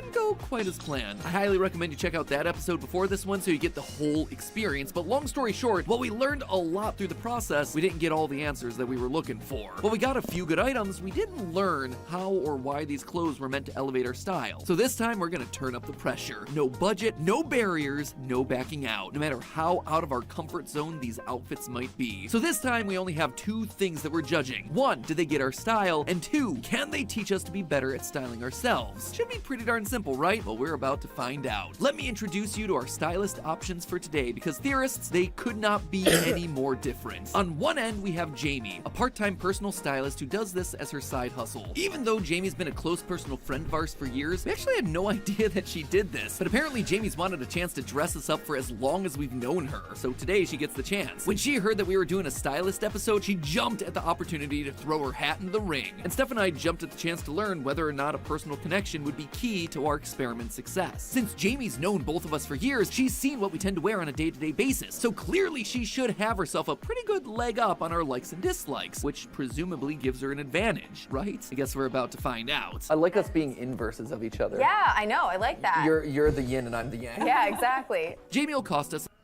of each other. Yeah, I know. I like that. You're the yin and I'm the yang. Yeah, exactly. Jamie will cost us an initial fee of Ninjago, bro. Yeah. $150 per person for the initial consultation. Lookbook. What the heck? Depending on how long the shoot goes, she also charges an additional $50 an hour and will also need to purchase the clothing from the lookbooks to try on. On the other side of our style spectrum, we have our most expensive option in the entire series, a professional personal styling business from right here in Raleigh called Refined by Teresa. They pride themselves on their multi-tiered services and flexible scheduling, which, as a very overbooked guy, definitely appreciate. Taking a look at their in-person options, we went with their signature closet audit service, priced at $450 a person. Pretty hefty price tag, but it offered us something that no other service touted, the opportunity to learn. By coming in and going through our closet, they're hopefully able to teach us how to take our current personal styling to the next level. No shopping required. They aren't turning us into some new version of ourselves like we saw in the last episode. They're literally trying to take our existing clothes and give them a new, more fashionable life while figuring out what gaps exist in our wardrobe. If they're able to pull it off, well, that could be a game changer. But to reap the benefits of our two talented stylists, we first had to return to our personal purgatory, filling out the fashion surveys. Woo! Okay, last one. Oh my gosh, 500 hours later. Okay. Our first go at this took almost 2 full hours to get through, and by the end, we were over it. O-V-E-R, over it. Get out. So to save us all the trouble, let me just speedrun us through my and Stephanie's style. When it comes to Steph, there are 3 words that really encompass her looks: comfortable, quirky, and classic. When it comes to the shapes and silhouettes that Stephanie gravitates towards in her wardrobe, she definitely prefers to keep it classic. So our stylist should be steering clear of very asymmetrical or super revealing items. Do you have any concerns regarding modesty? Please, no nipples. Nips out. Please, no nips out. There we go. Codpiece though, all in. Stay away from the nips, but codpiece.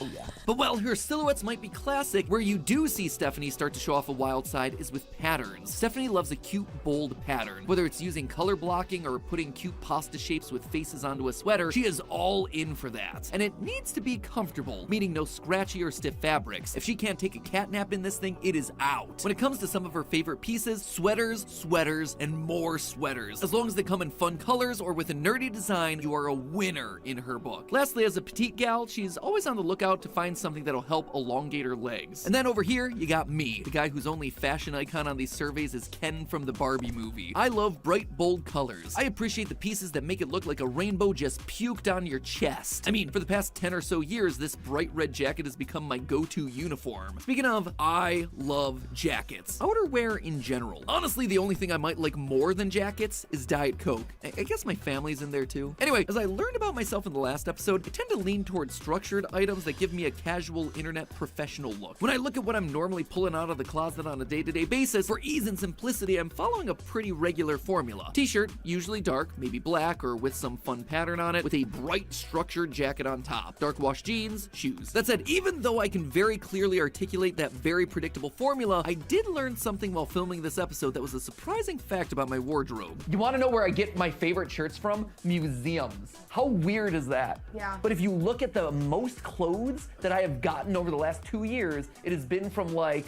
an art museum. It turns out that while Stephanie and I had go-to items that we love, we didn't really have favorite brands or stores like your average consumer. I think one of the problems is that we don't have go-to brands, actually. I think what we're discovering here is that we need go-to brands and we don't have them. Hopefully our stylists can help solve that problem for us. As we went through filling out survey question after survey question, we noticed that this time things felt a bit different. Significantly more thoughtful than the quizzes that we took in round 1. With Jamie, we saw a lot more effort to get to know us personally, asking about our preferences for metals, do we usually go to a tailor, what influences the items that we're picking when getting dressed in the morning, even stuff about our aversions. Oh, do you have any textile preferences or aversions? Oh, that's smart. That's a really smart question. Yeah. And while Stephanie and I are certainly down to clown with any fabric, we did really appreciate that Jamie was looking out for her clients with questions like that. Once we got over to Teresa's questions, it was clear that she was here to do one job: teach. I would like to learn more about the following: how to shop on my own, I think that's a great one. how to accessorize, how to use my clothing in multiple ways, how to elevate my look,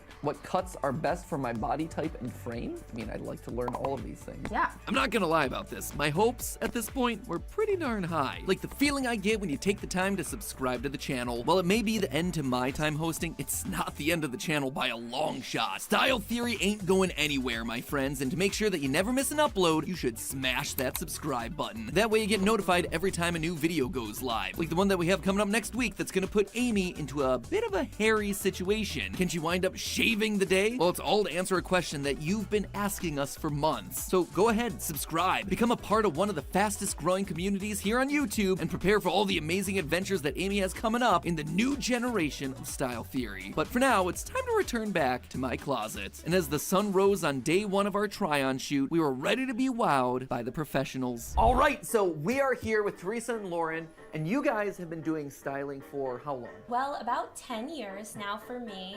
Refined has been in business for 5, and Lauren joined me 2.5 years ago. But they have a wealth of experience, certainly way more than we have, and we are so excited and a little bit nervous to have you guys here in our closet. We'll be gentle. I'm gonna hold you to that, Teresa. So how do you go about bridging that gap from being strangers to like, hey, now you're my trusted fashion advisor? Well, it depends on what service you're interested in. So today we're going to be doing a closet audit where we're focused mainly on what you already own. So with that, it's just getting to know someone's style, how they're wearing things now, their lifestyle, and how we can like take that to the next level, how we can elevate it and make it more interesting, more fashion forward, and make it make sense.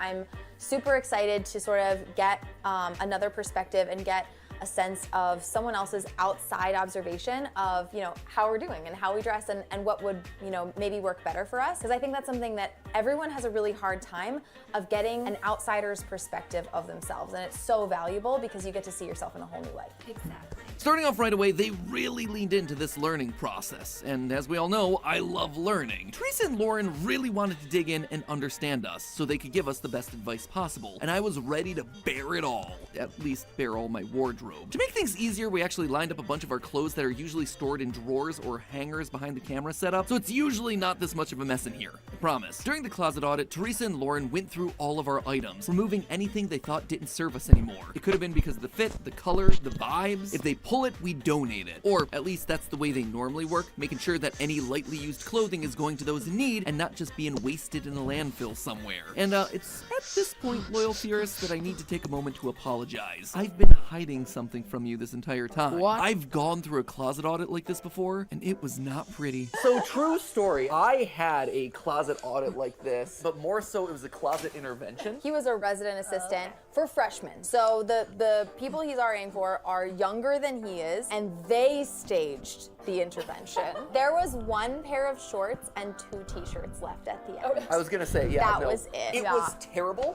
and it sucked, but I felt so much better and more confident on the other end about understanding my style and what was and wasn't working. When I'm walking around with a bunch of Reebok windbreakers that are 2 sizes too big, or pleated pants that look like I ripped them off of MC Hammer. Not 1 pleat, like 8 pleats. A lot of volume in the crotch area. My groin was ballooning all over the place. You know, teenage MatPat's like, wow, this is making me look great. And then literally everyone around me is like, wow, that guy looks like a weirdo. And one thing that over the last couple days of filming, since we filled out the survey, we feel like we fit into this uncanny valley of style. We feel a bit stuck in this middle space right now. And that's kind of the beauty of like personal style is it can be unique to you. You don't have to follow trends. You can buy into the trends that you like. I find a lot that people who are constantly chasing the next new trend are always gonna look dated. When you look back at pictures, you're gonna be like, oh my gosh, what was I thinking? Because you were wearing everything that was popular at one time instead of really cultivating a complete wardrobe that really feels like you and things you really love. Feeling a lot better about the purge that was about to occur, we were ready to dive in. Let's kick off the closet audit. First impressions, I'd love to get your take. I would say organization-wise, 10 out of 10. Hey! I really...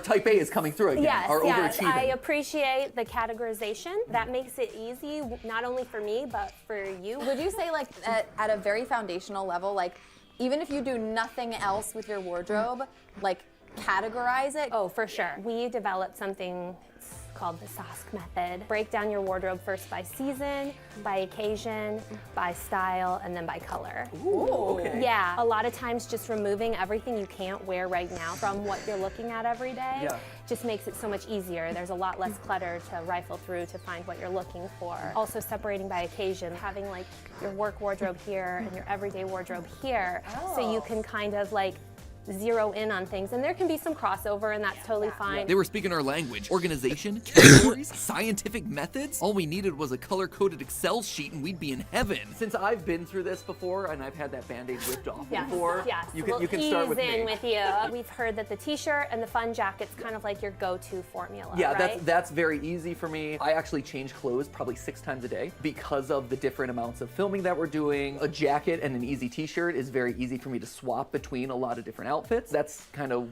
the comfort zone that I've fit into. So maybe today we can try to create 1 or 2 different formulas that That'd are be great. easy for you to go to, and also identify some ways. This is too long, bro.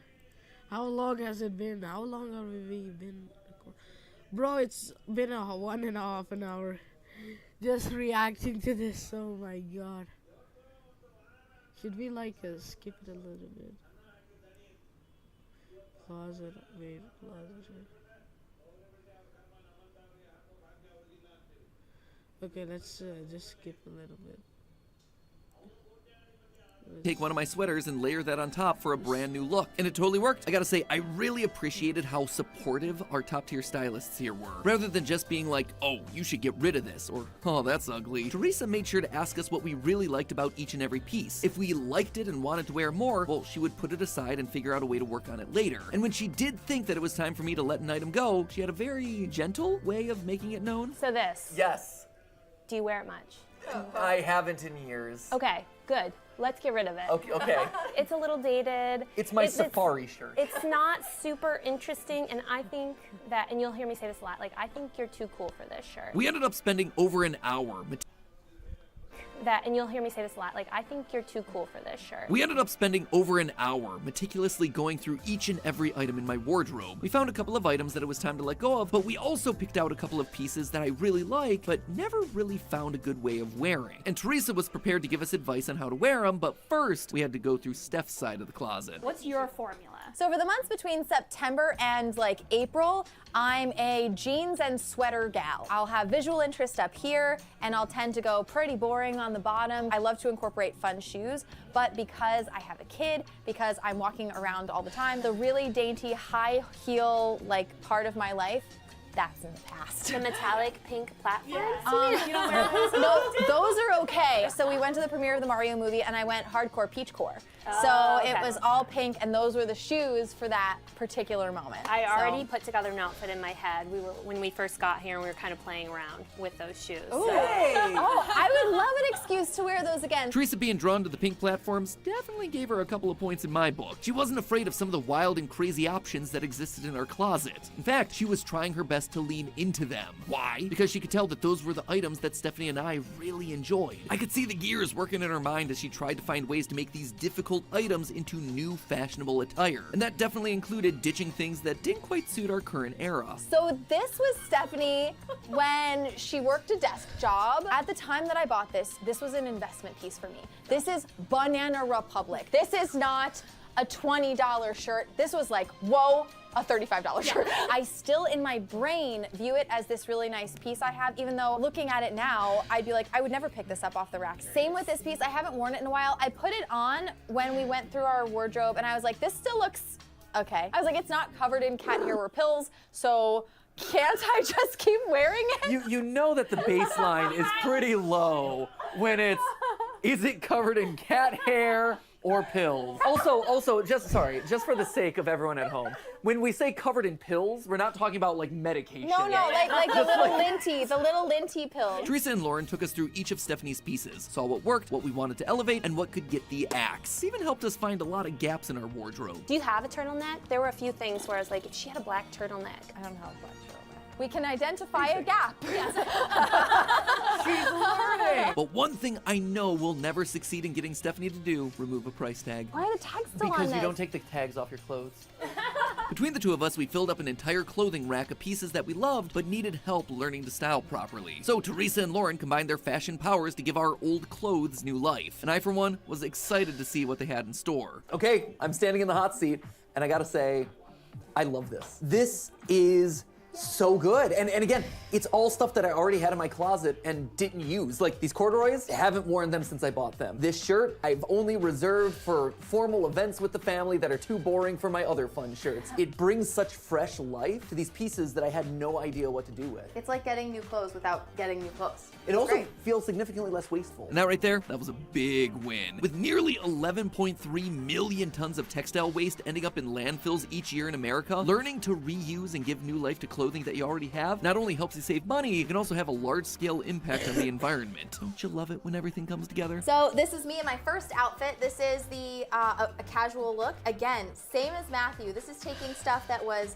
underutilized in my wardrobe or never even got seen and putting it together in a way that feels super comfortable. I do like these shoes, but I never would wear them with a pant like this. I've never worn this open like a cool Miami grandpa. I love this. I was gonna say, I have not seen you looking this relaxed. Even in your relaxed clothing, I know. You're not this relaxed. It embodies your sense of style and your personality, but in something that feels easy, but still looks put together. The outfit was given Palm Beach Barbie, though I was still looking for my Ken's wild pieces and turning them into something that felt more wearable. In total, we spent $900 for the 2 closet audits and $0 on new clothing items, though Teresa did provide us with a post-mortem on what items she would recommend we get to fill in the gaps in our wardrobe. All in all, it was a big win for both of us, which meant it was time for our final option. We were turning to someone we knew, someone we trusted, someone who had seen us on It's heels every single day. She's a stylish lady. She is. She's so stylish. I always wanted to emulate her style. I was encouraged in college to go into a career in either medicine or the allied health profession, so I kind of did that, but I always missed fashion. So I started creating these OOTDs, and then people started giving me compliments. My family just encouraged me to do this as a side business, and so I've been doing it for the past 3 years. I just love fashion so much, and I like helping other people find their fashion too. Over the previous week, Jamie had taken our survey answers and designed each of us a custom lookbook. In it, she provided both of us a set of casual, Okay guys, I'm just gonna mute for a few minutes. You guys be watching the video.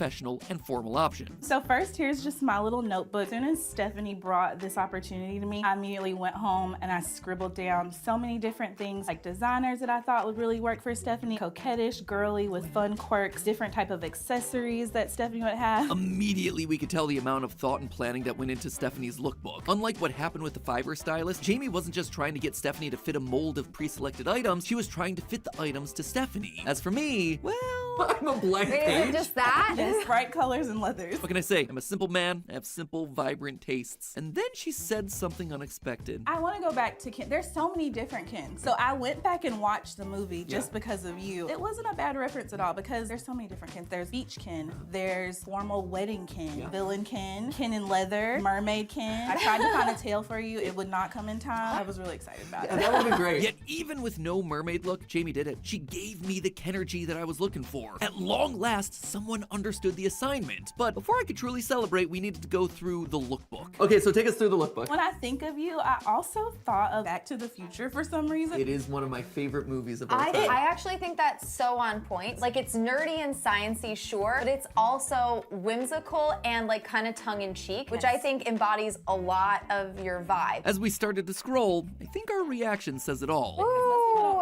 And she was setting up some baby steps to ease us out of our comfort zone. So is this jacket also for me? Yes, it is. I thought it would be a great way to kind of get you away from leather. That's fair.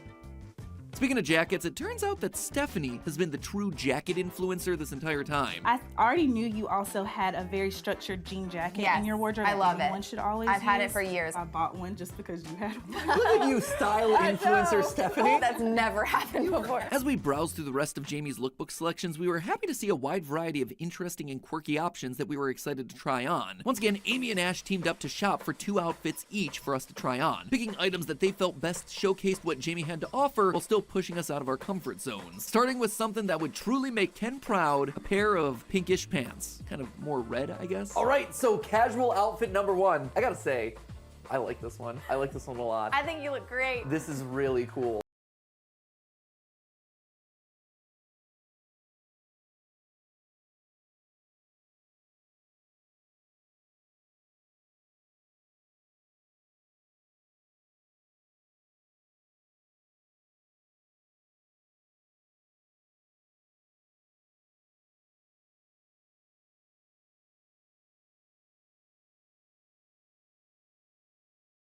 Across the board, I love the playfulness of the shirt. I think the color is great. I think the contrast is nice. It's fun without being too loud and in your face. I like structure. That was the one thing that I hit over and over again on all the different surveys. I like things that are polished and structured. The white shirt does that, but the layer on top shows that, hey, I can also be relaxed and fun. Structured but not stuffy. Yep, that's exactly it, Steph. It only took us 2 giant episodes and me leaving the channel to finally figure out how to describe my style. Structured, but not stuffy. Perfect. Someone make me a Pinterest board to commemorate it. And Steph, at this point, was bursting at the seams waiting for her turn. Steph, go for it. Ta-da!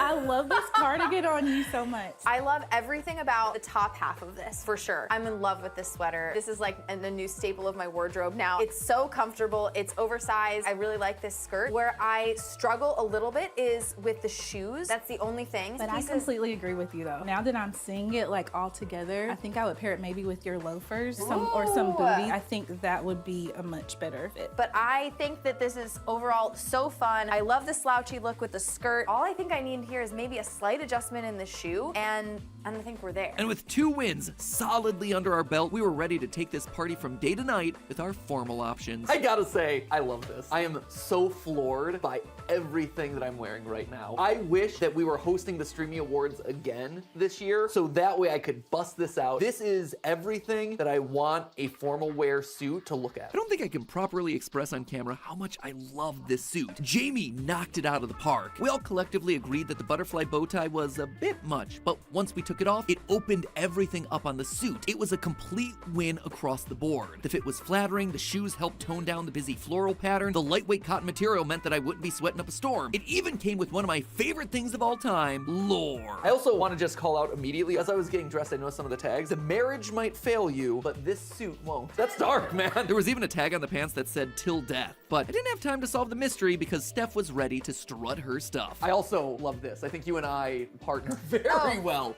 This is incredible.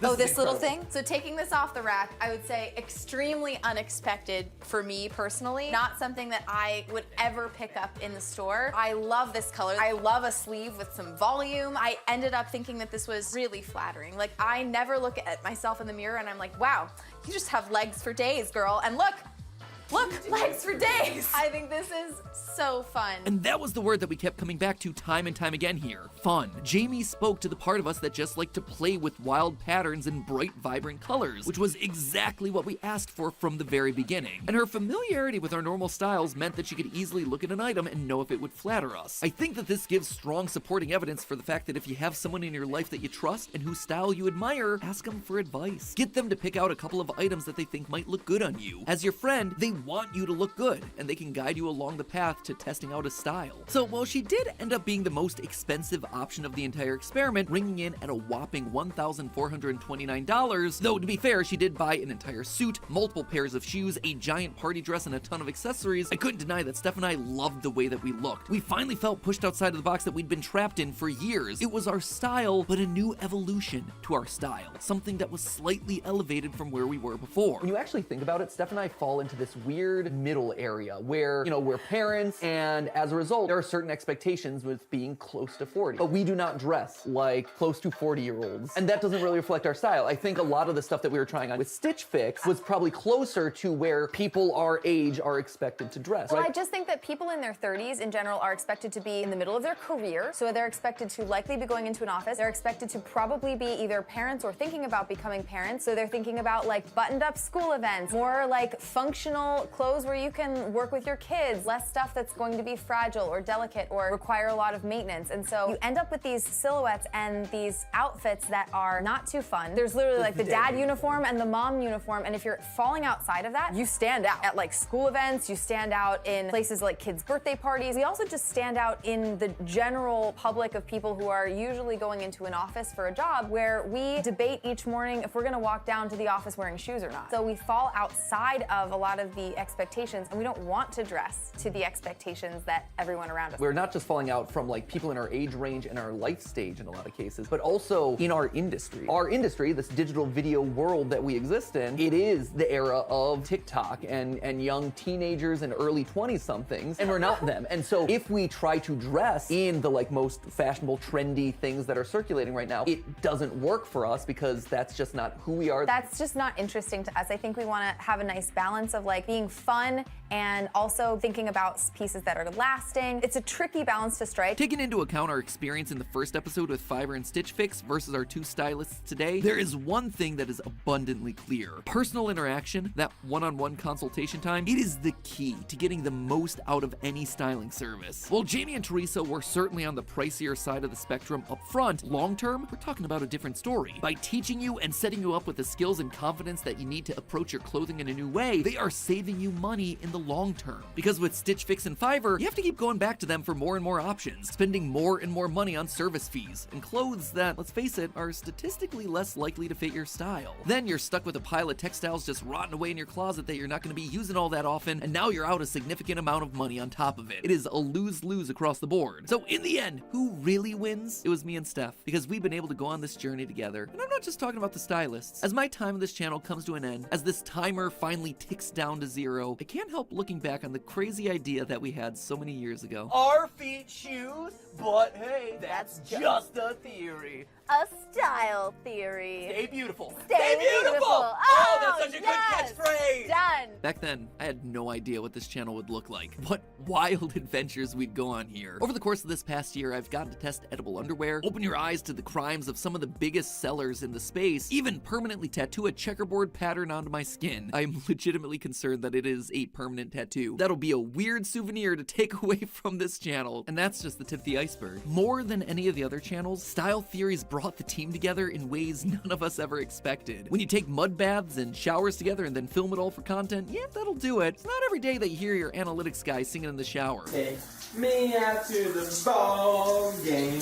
But that journey's also been helpful for all of us in different ways. Ash's wardrobe, for instance, completely changed thanks to the Color for Skin Tone episode, and they look and feel great about those changes. 5 members of the team literally threw away their old makeup thanks to the Poison Makeup episode. I will never forget my sunscreen ever again, and I think we all pay a bit more attention to our flossing habits thanks to that toothbrush episode. And you know what? I'm so excited for what's to come. I may not be voicing the next generation of episodes, but I'm gonna be watching along in the background. Just like you guys, I'm gonna be there in the audience, learning and growing in my own personal style journey. Once a theorist, always a theorist. And honestly, this isn't gonna be the last time that you see me either. I told you at the start of the episode that I had a huge announcement. And no, I'm not rescinding my retirement or anything like that. But the team and I have actually been working on a huge project, a huge event, Creators in Fashion. This is gonna be a never-before-seen type of event happening here on YouTube. We're bringing the glamour of Fashion Week and runway shows to you, and we're not doing it alone. We're gonna be joined by tons of your favorite creators, both on and off the runway, as we turn the spotlight on all the hard work that creators have been doing. They're designing apparel, they're building businesses and brands on par with some of the biggest names that you see in Vogue or walking in Fashion Week. And we want to give them all a moment to shine here live on the channel, on Style Theory. In just over a month, on April 25th, we're gonna be doing the biggest thing to hit fashion in a long time. We're gonna be live streaming the first ever Creators in Fashion event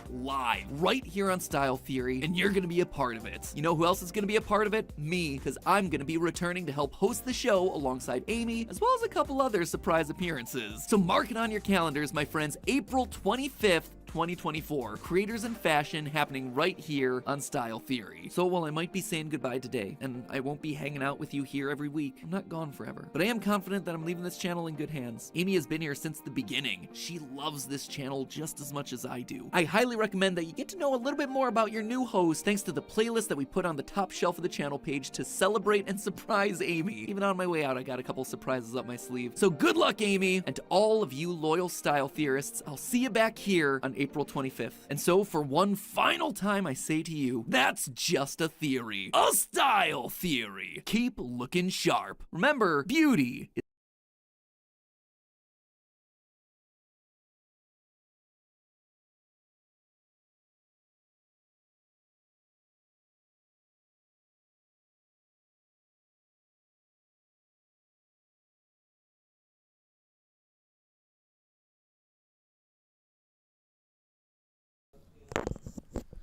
we finally react to all the 3 episodes. Man, the style theory episode was quite long and quite boring, of course. This has to be my longest live stream. We have one more. Hello, Internet! Well, loyal theorists, this is it. This will be my final FNAF. It is the game theory. It has still not come. It will come at like 12:30. So we'll do a reaction video tomorrow. But for now, let's look at the game theory song, shall we? This is the best science blaster. It really blasts you with science. Yeah. Let's guys fast Mrs Iyer higher ಸ್ಟಡೀಸ್ಗಾಗಿ ಸ್ಟ್ಯಾನ್ಫೋರ್ಡ್ಗೆ ಹೋದಾಗ ಅವರ ಮಗನ ಖುಷಿಯನ್ನು ನಾವು ಕಂಡಿದ್ದೇವೆ. For God's sake, ads suck. ಇವರ ಕನಸು ನನಸಾಗಿಸಲು ನಮ್ಮದು ಸ್ವಲ್ಪ ಪಾಲಿದೆ ಅಲ್ವಾ?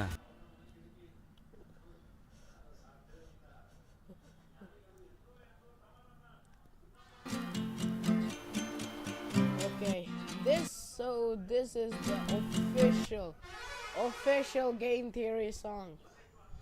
A little theorizing. There are many lore. The game theory lore, style, film theory lore, food theory lore, style theory lore. There are many. And the Diet Coke lore. Okay, we'll talk about the theories tomorrow as well. All the little bits hidden in this song. So yeah, let's react to the official game theory song, which I've heard already at least 10 times so now. Oh god.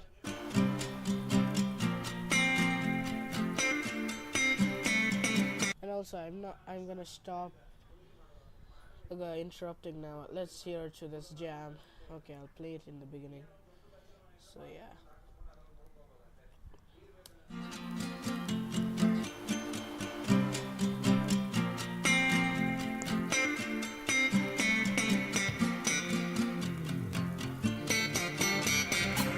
Put up your computer, stick a disk in your console's drive. Whatever platform you're choosing, it's time to switch on your mind. Could be Super Mario, shooters map for those evenings down in the mines. But if you look past all those shiny graphics, you'll be surprised what you'll find. Inside these worlds we love, behind our TV screens, there's so much to discover when you peek between the tiny gaps in the story. Science, math, and the law, we've got all that to explore. Plus there's some decent memes. How hard does a headshot go? How fast does a hedgehog go? Rocket might not last a biology class, but have you tried to dissect a toad? How creepers get to explode? The secret's buried in code. You'll never guess what happened to the guests that were left in that restaurant. Though in every level you beat, and each boss battle defeat, with each achievement your view becomes a bit more complete. And with each twist that unfolds and every mystery is solved, we find a new way to see this fall on which we revolve. These games have secrets inside, and there's a team we can find. But give a blank page and a clear horizon, so why not do a little theorizing? I think it's time we did a little theorizing. It's a whole lot of research, and the clues keep piling up. But you know that's not game teaser, you're already bright enough. So sit back and grab a Diet Coke or a candle of human souls, and ask if you might survive the jump chuck and nuggets into the hole. Got a city in the sky, and you might call it from the motion. So you think you're trying at the bottom bottom of the ocean. Get the physics right across, I'll probably be broken. Then it's still more lucky than the platform's ever open. Marion flesh, marionettes, keeping companions fed. How old has Catch'em gets? Some we all know sense is never had a thought of Markiplier getting freaky with a Pokemon bed like a biting of the species. Organic brushing, washing, coughing, doctors on the TV. The horror that is Monica, like as you can see me. The secrets of the model fit the only dragon off an inch is wide as if it's bodies into million other theories. You may gain a wealth of knowledge, but you are expected to reach it. In every level you beat, in each boss battle defeat, with each achievement your view becomes a bit more complete. And with each twist that unfolds and every mystery is solved, we find a new way to see this ball on which we revolve. These games have secrets inside, and as a team we can find them. Give a blank page and a clear horizon, so why not do a little theorizing? I think it's time we did a little theorizing.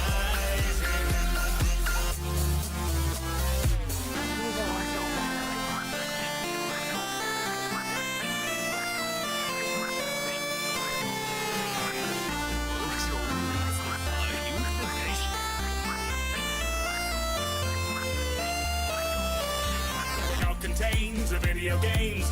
There's loads to explore. Will you or the food expire first? Locked in the grocery store.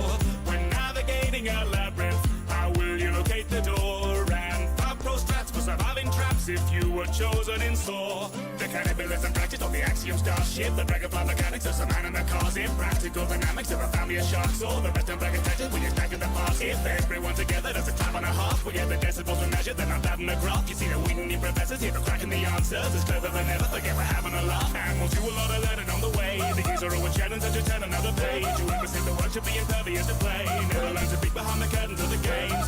The curious community is spinning the globe. You can join us too, but it's a slippery slope. I'm addicted to I think I'll pick a theory you wrote. Damn, I'm rapping with a bow and give it to the Pope. In every level you beat, in each boss battle defeat, with each achievement your view becomes a bit more complete. And with each twist that unfolds and every mystery is solved, we find a new way to see this ball on which we revolve. These games have secrets inside, and there's a team we can find. Give a blank page and a clear horizon, so why not do a little theorizing? I think it's time we did a little theorizing. Okay, theorizing, yeah. Okay, theorizing. That's just the theory. Okay, theorizing. That's just the theory. Okay, theory. Look, that's just the theory. I think it's time we did a little theorizing. But hey, that's just a theory. A game theory. Thanks for watching. Thanks for watching. Thank you to my amazing patrons, and of course an incredible thank you to MatPat and everyone over at Team Theorist for making this collab possible, especially to Tyler for... Oh god, this song is such a great memory of MatPat. It has everything MatPat's journey along the way.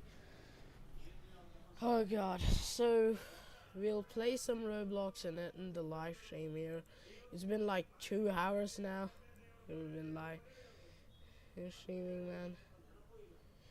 Oh god.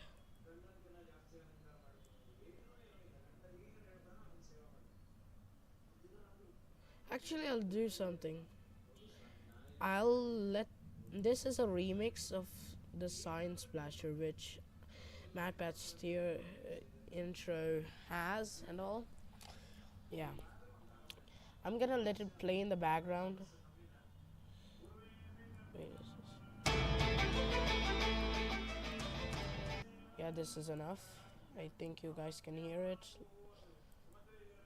I'll just leave it at this. So yeah, let's play it.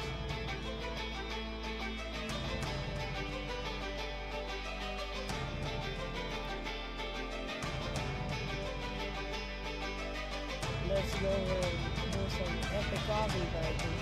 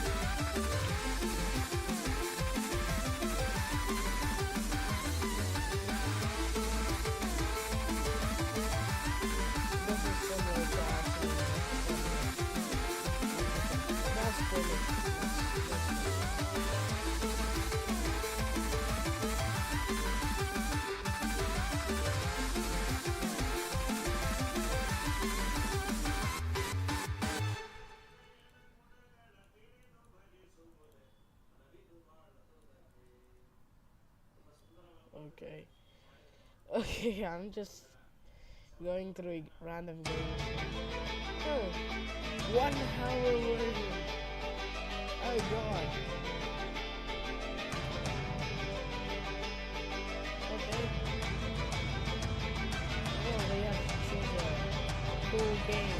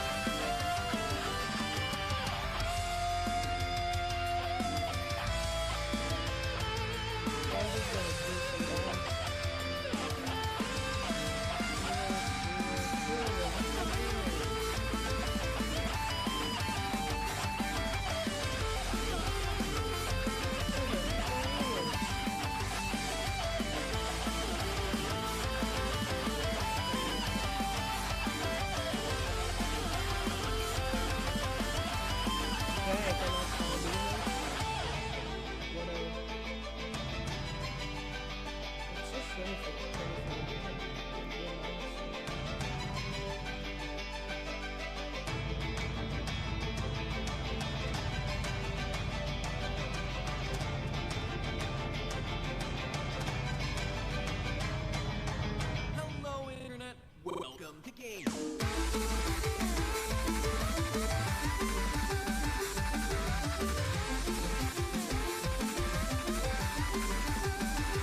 Flying fan. I'm using a freaking flying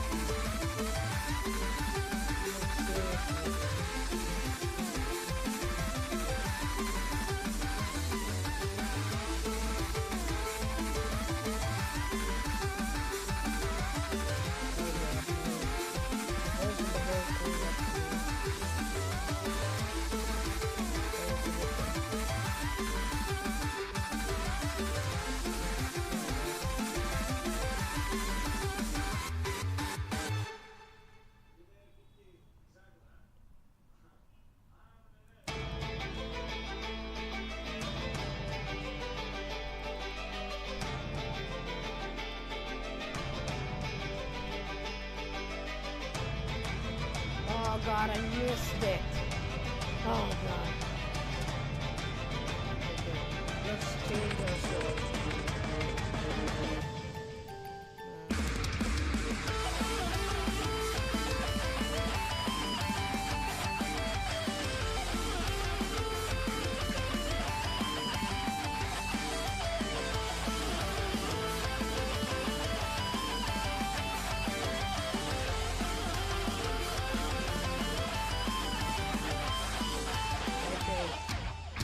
Why am I really driving so many games?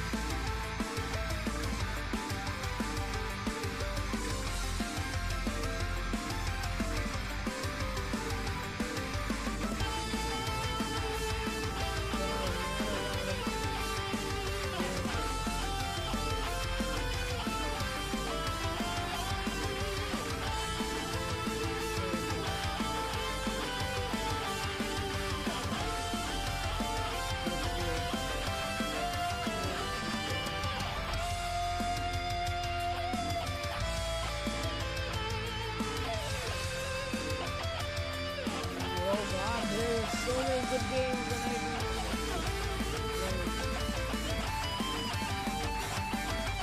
Okay, let's play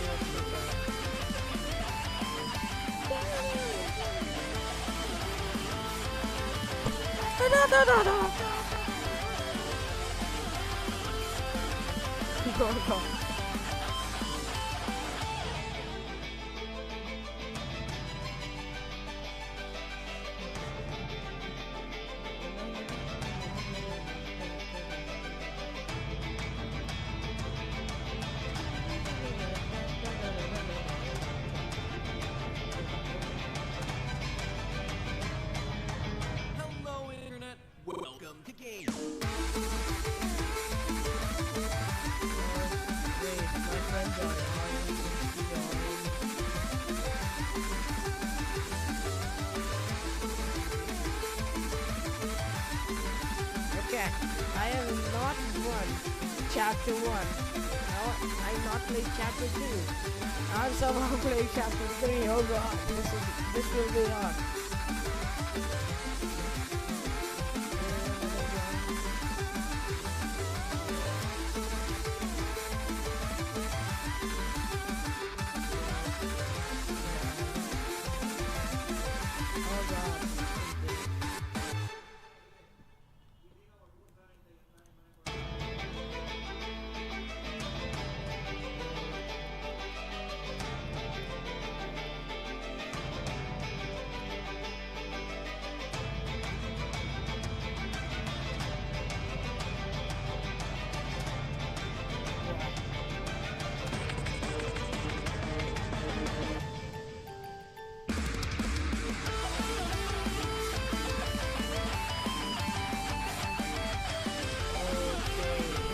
Okay, I didn't know my music was loud. Oh god.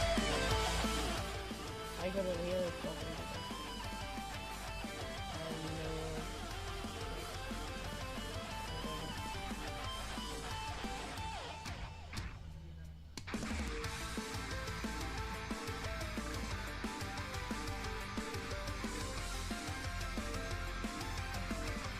I saw a bunch of circle footsteps. This is ROBLOX, sir. Oh wait. What can I do?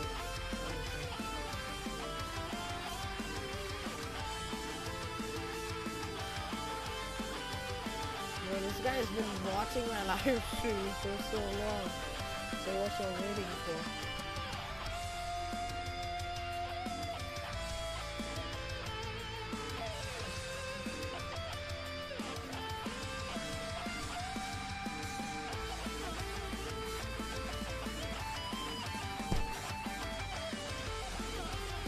Oh god, sure I guess. Ah, what?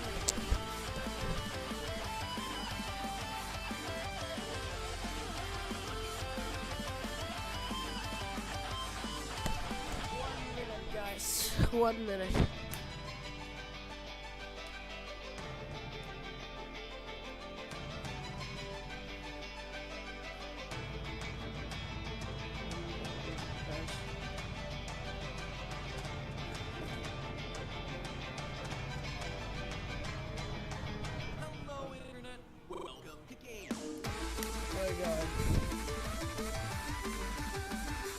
Only 1 minute, guys. I'm changing my room.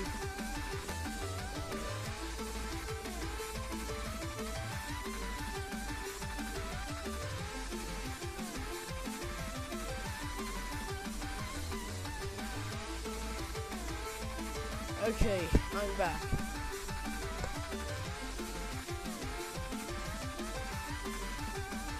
Grab food.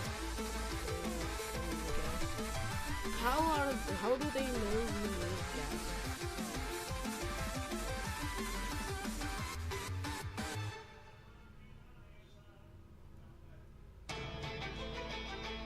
How many gas can 40?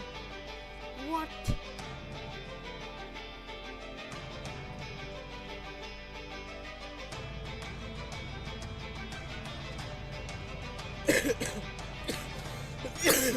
Oh god.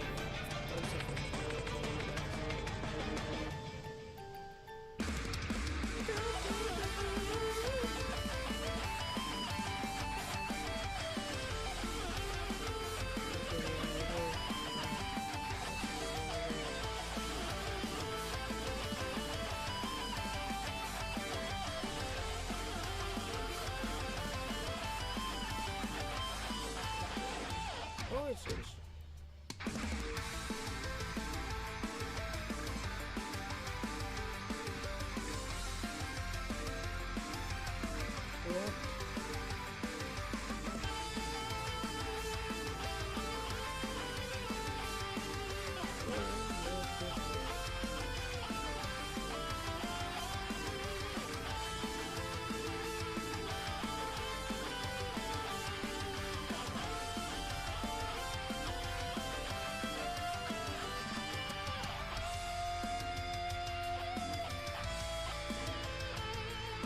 We need more gas.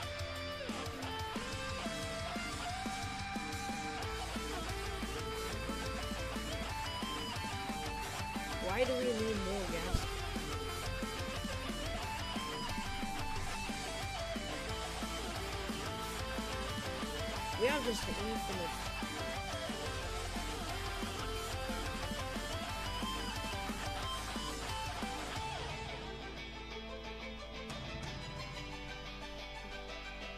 Oh my god, drive. I love the infinite.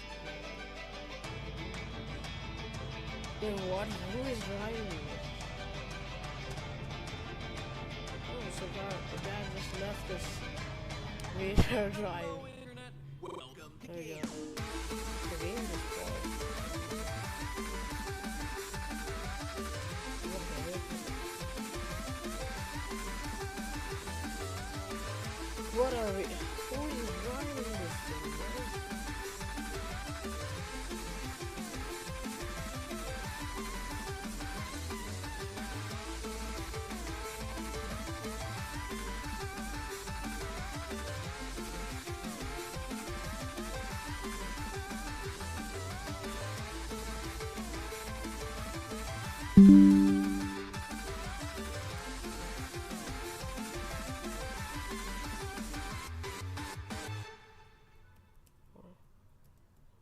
Like,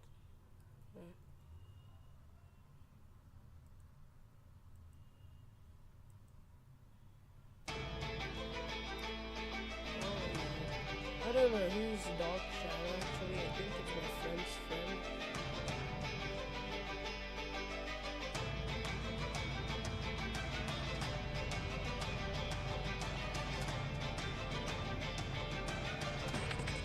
But dad's name is Jerry.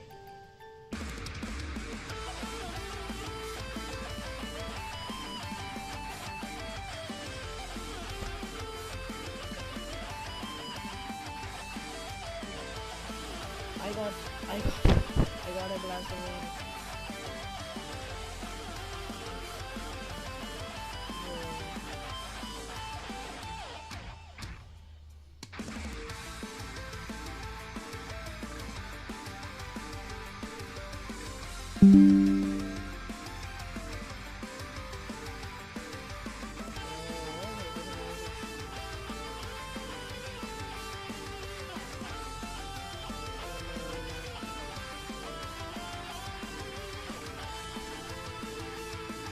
I think it's enough for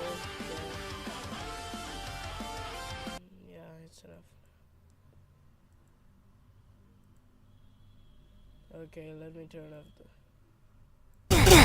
oh. Get rid of the shooting them. What will use a gun? Finally, what? Oh shit!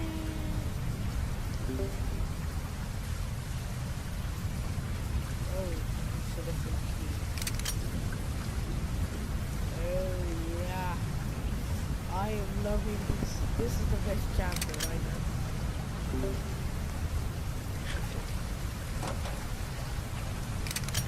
Oh, water went on. Shit.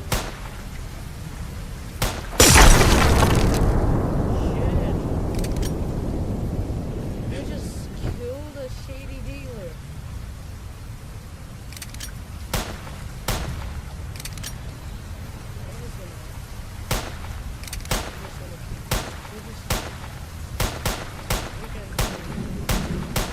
Oh, this is just infinite.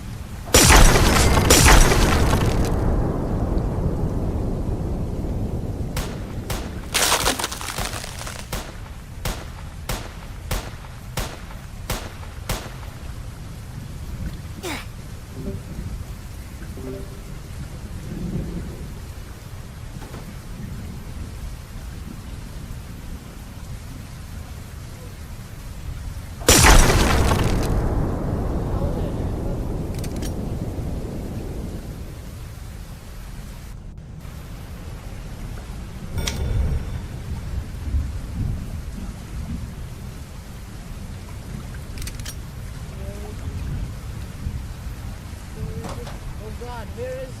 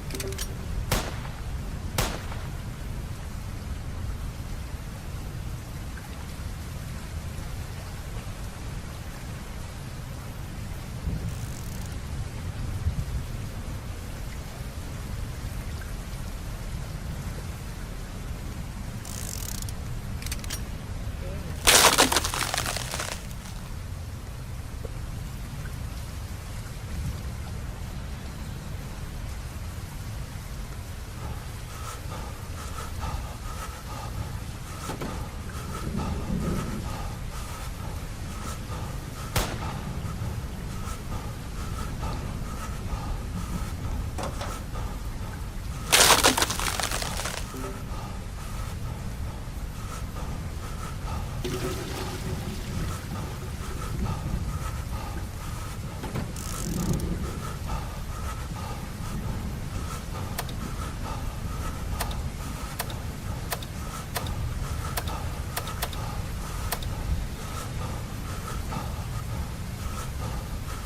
is happening?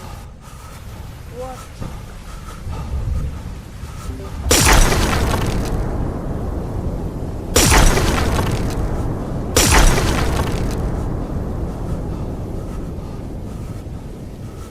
What is that?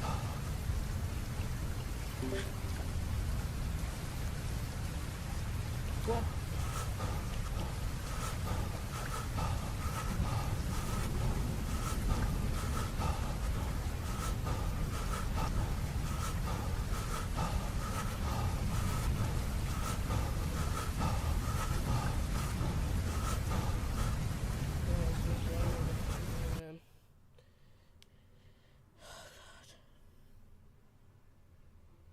There's not a lot of good games now in Roblox.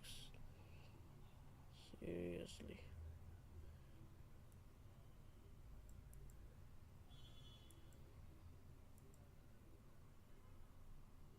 Yeah, let's actually play Strongest Battlegrounds. I've gotten pretty good at the game. I don't know if you guys consider it, then I'll... Okay, wait. No. Hey, let's choose Blade Master.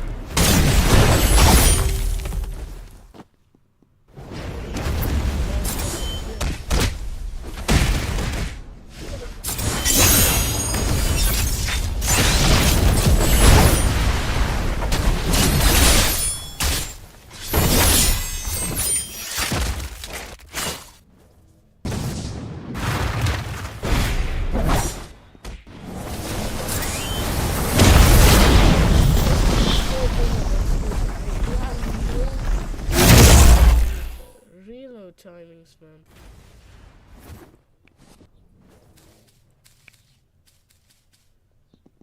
I think this is my favorite private server.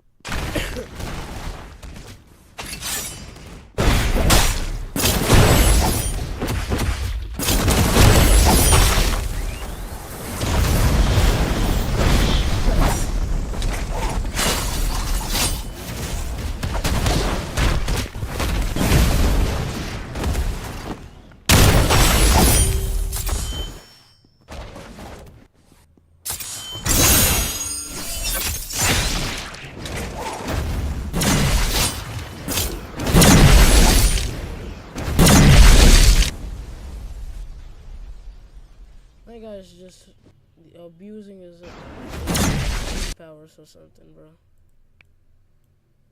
Okay,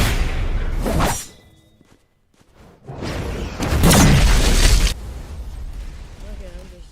Yeah, I ain't fighting that Gojo. What is my friend playing? Meet Cristiano Ronaldo family. What? Ooh. What are you playing?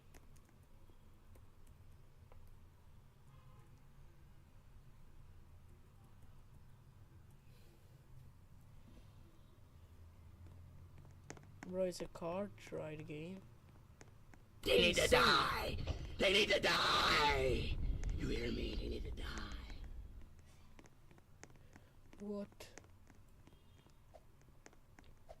Does this work? No, it does not.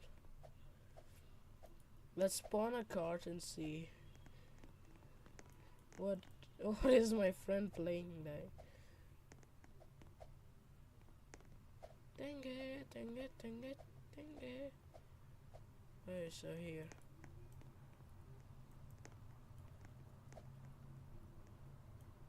Okay.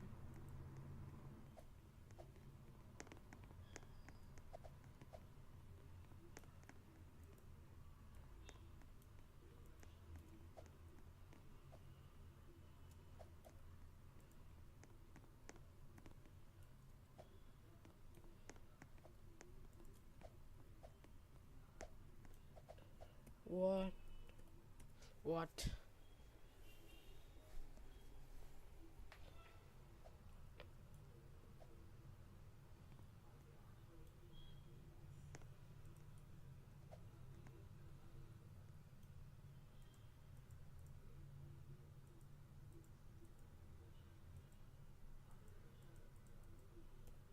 I am live.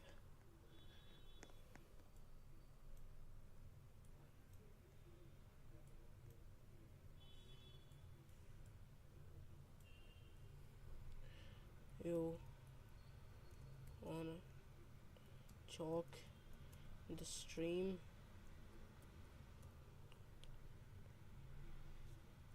Okay, but don't talk sus. Okay, guys, I'm gonna call my friend right now. So yeah, actually, when I will call in Discord. Call in Discord. Bro, you cannot say Discord, bro. Why? I can't show my private contacts. Or show my... Yeah, guys, bro, this guy wants me to call him on WhatsApp. They need to die! They need to die! You hear me? They need to die. What is he saying?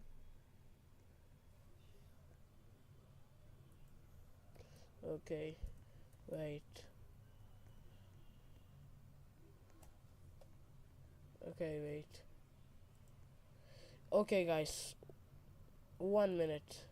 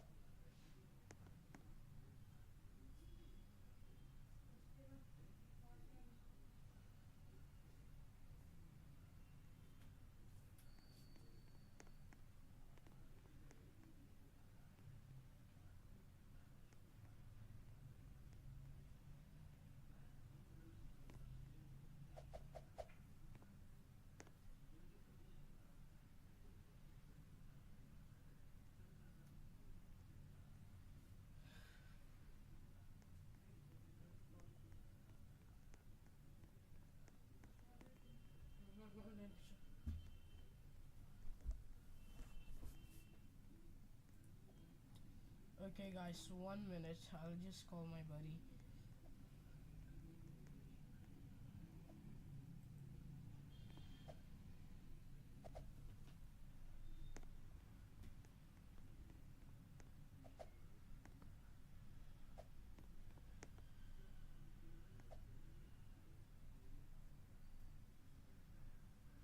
Only 1 minute, guys. I'm just getting my calls ready.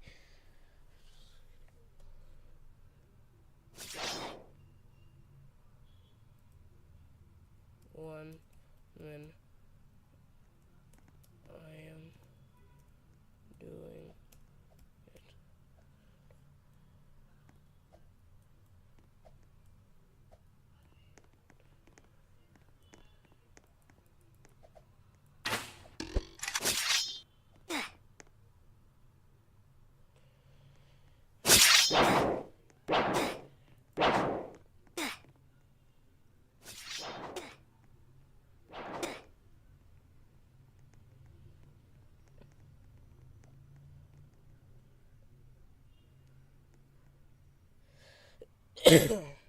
Hey guys, 1 minute.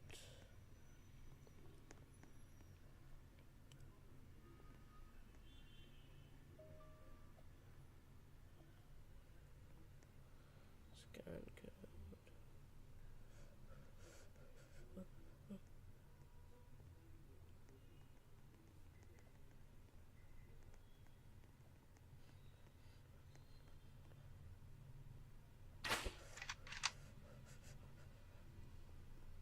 Okay, guys, I'm just quickly doing it.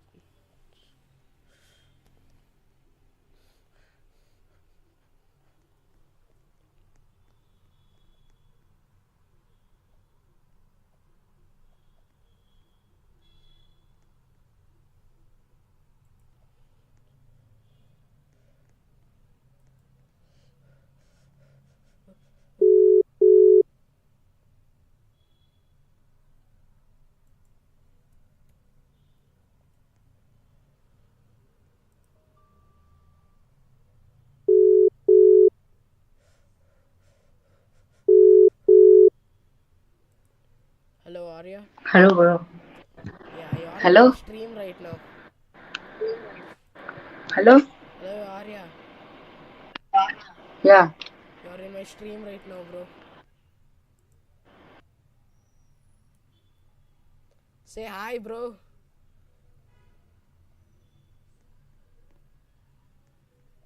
Hello?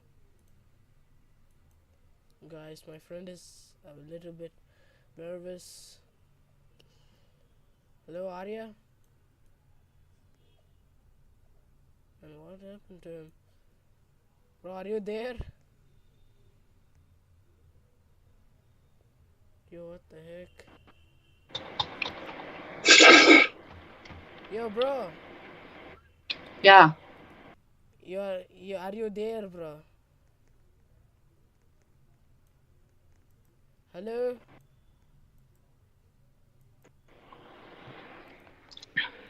Hello?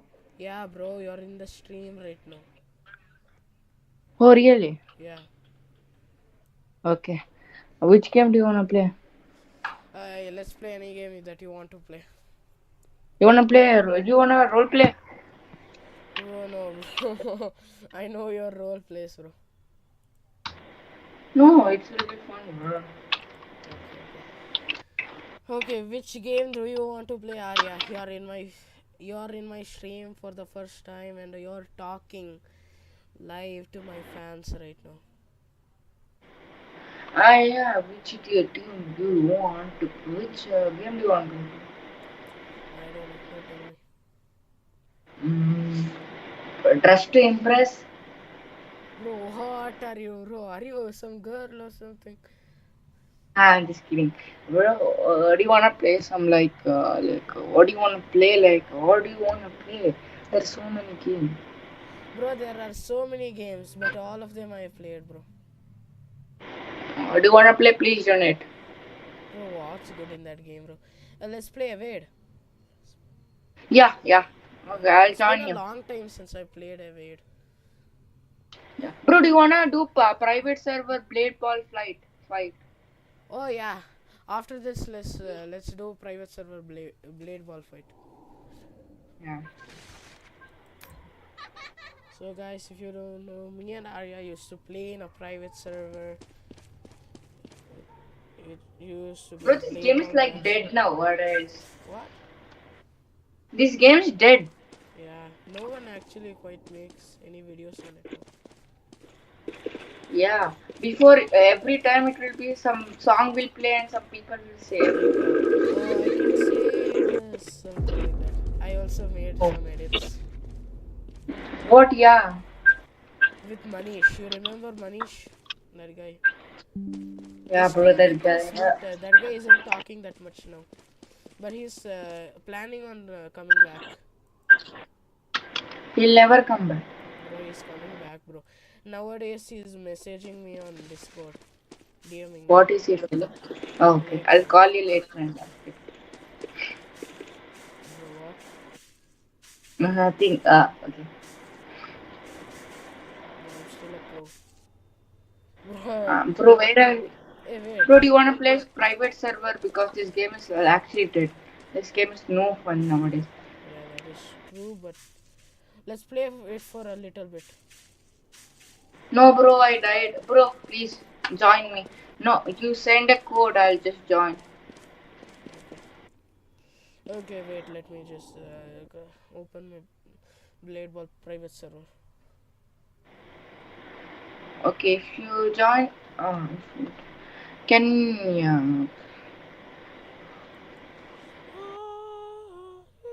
Bro, 1 second. I'll be back. Yeah, bro. You have to give me a proper fight this time. Yeah, I'm better. Let's see about that.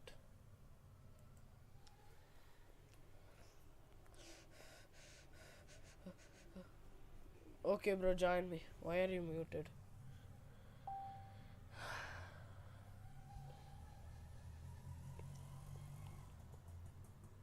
Yeah, how to join you now? Give me the Join me. permission. No, you're still playing. Wait. Bro, refresh it. Yeah, okay, sorry. Wait. Give me the permission. Wait, let me Bro, join. you already have the permission. We have played this game before on my private server. Oh yeah, correct. We practiced here, remember? Yeah, I became so good from this. Okay, And we let's were see. earning coins. What? Bro, it is saying you don't have permission to join this. Give me the permission. What? Wait, let me see.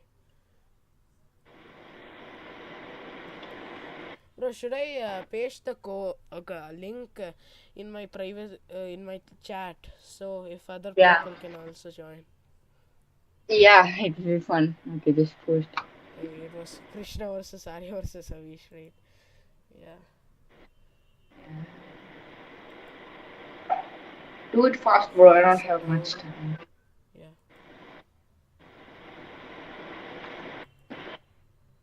Okay. Join me now. I'm also gonna paste the code. Bro, Avish is there. Oh, yo, I'm the only viewer now. Yo, bro, you there?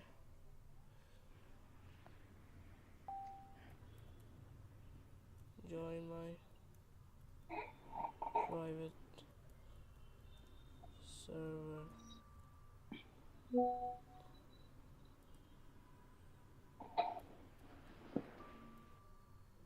Whoa.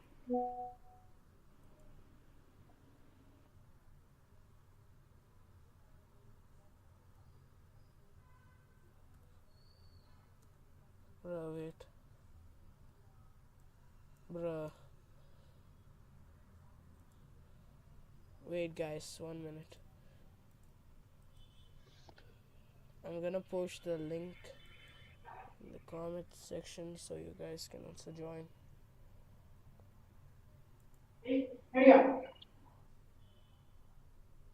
Bruh, not this.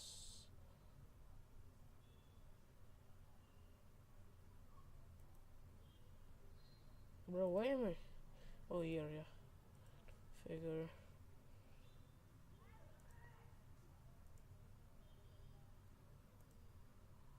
not here.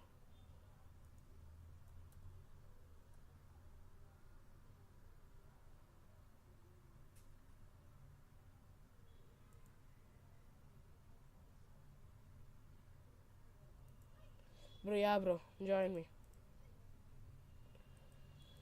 Hello, Arya, join me.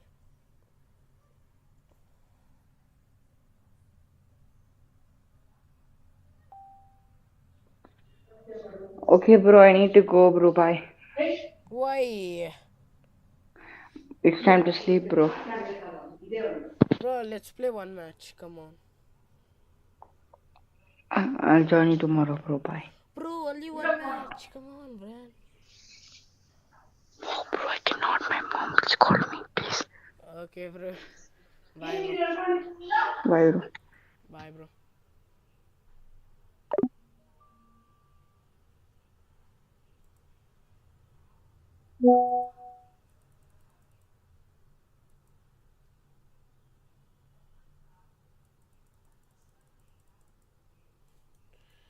Okay, guys, my friend just left. He told us he had to go. Yeah. Let's check if MatPat has finally posted it. Oh god, it's finally come.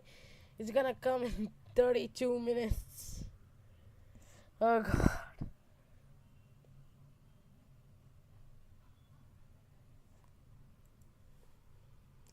I'm at it.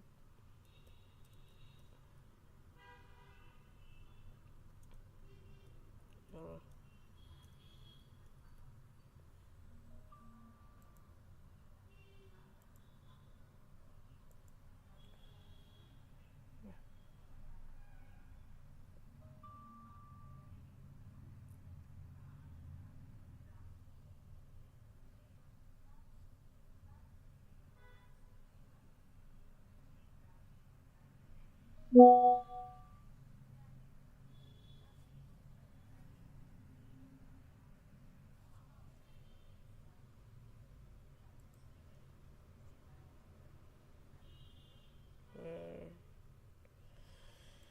Guys, my other friend, who you might know him as It's Game Life, is gonna come on the live stream. So yeah, 1 minute, guys.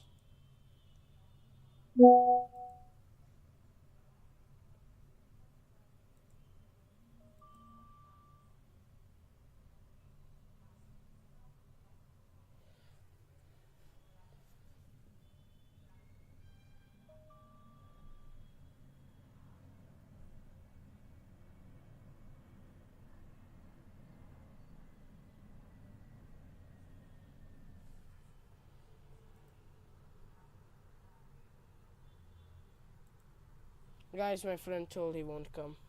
Never mind.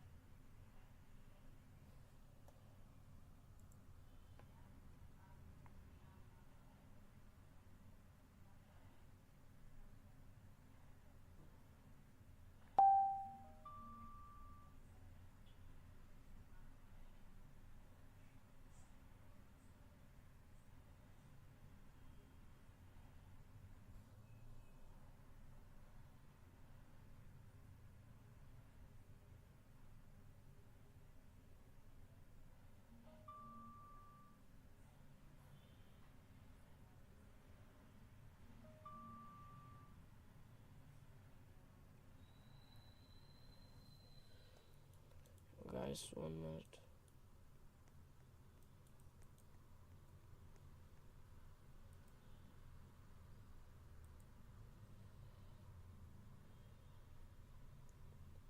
Let's actually see what Creekcraft is doing right now.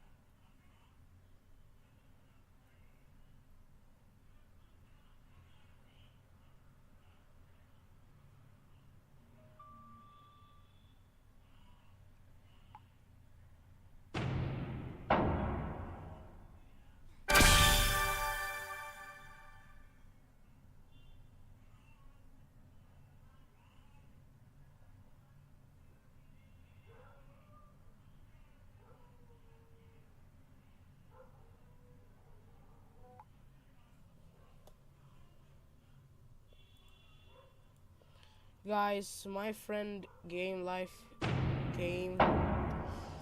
We're gonna back it. Bro, he just played the game, bro.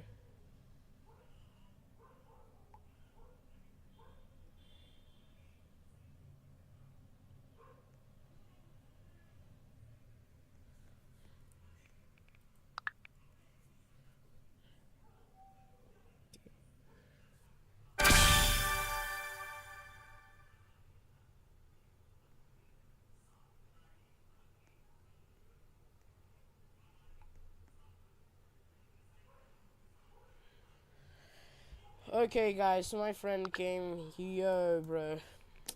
So let's play some blade ball. Bro, he's also wearing blue today. He's going fanboy today, aren't you? I'm just kidding. So if you guys don't know, this is my best friend. It's Game Life, or you can know him as Avish, because I've talked about him a lot of times in my videos. So you know him. Oh god, I just missed. I misclicked. Bro. Oh god. Hey, PS owner. That means I'm the private server owner.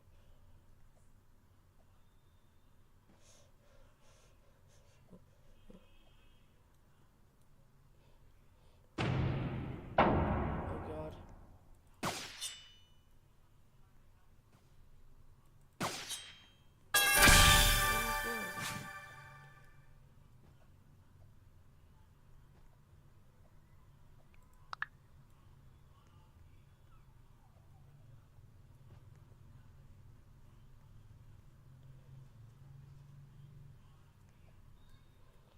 Okay.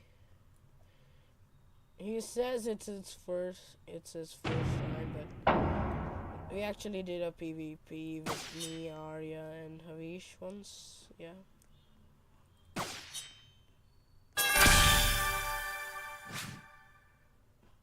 Click when ball comes, or press F.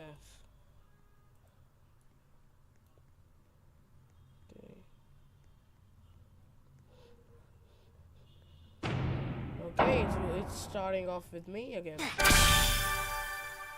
I forgot to click. I forgot to click, literally. I literally forgot to click, and also it's showing a pretty sus number. Whatever.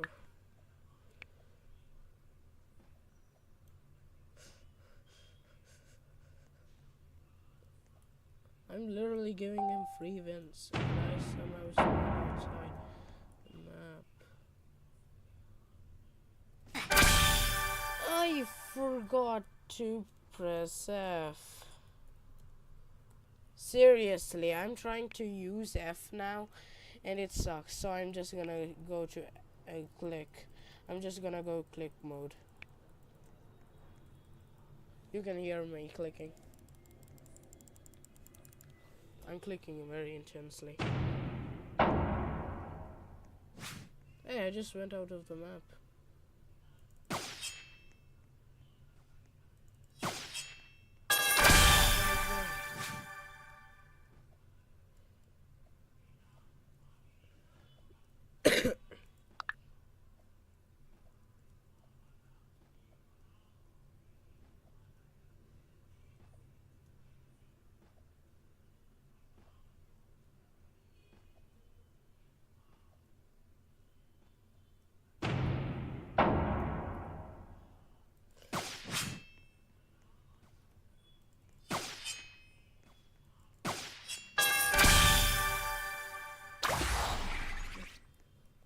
Stop typing.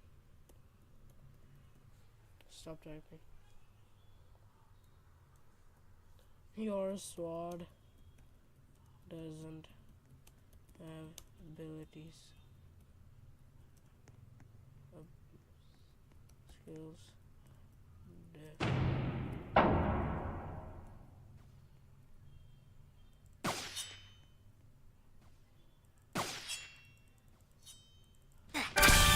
I just clicked too fast.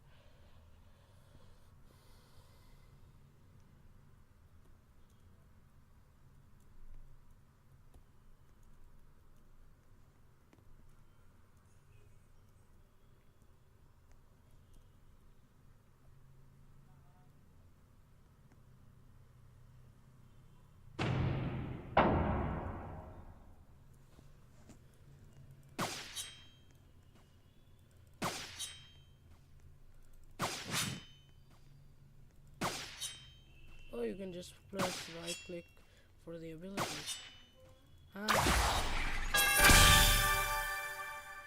Okay, guys. It's my friend is goated. Bro, Arya. Bro, my best friend is so supportive. He didn't. Bro, my friend is such a helpful guy, bro. He always supports me.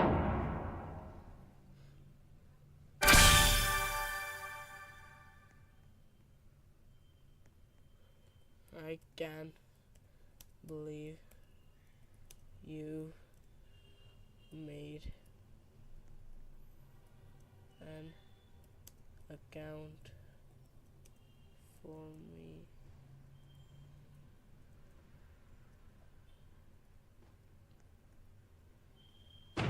Bro, my friend just ran to it and died. Okay, look at me, guys. I'm gonna go God mode on him. Oh, God, I clicked too fast.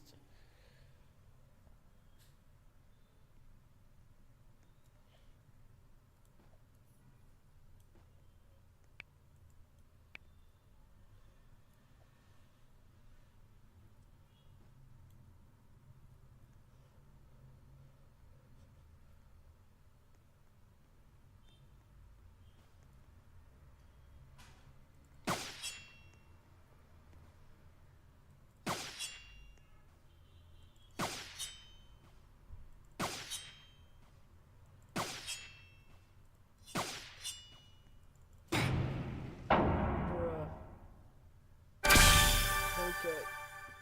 Bro, my friend made an alt account for me. Let's see what we'll get.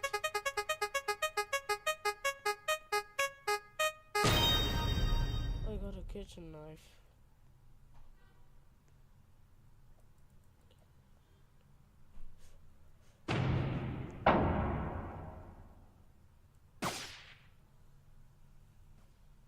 And my friend just left.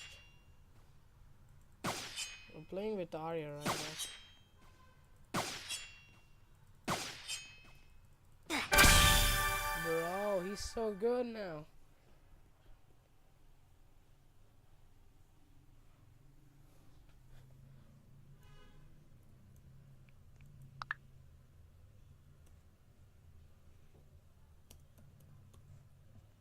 It's okay, he's apologizing for leaving Usually.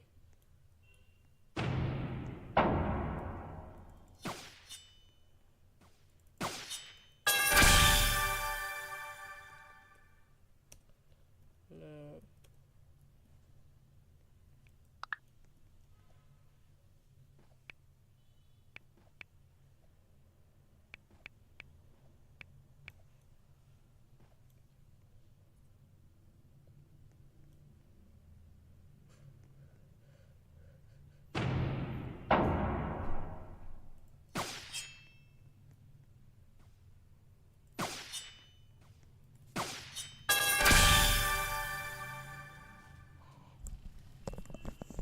Okay guys, I'll have to end the stream now. It's midnight. Oh god. It is a very long stream today.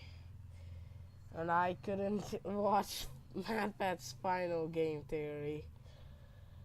Just like the RB battles. Oh god. But yes guys.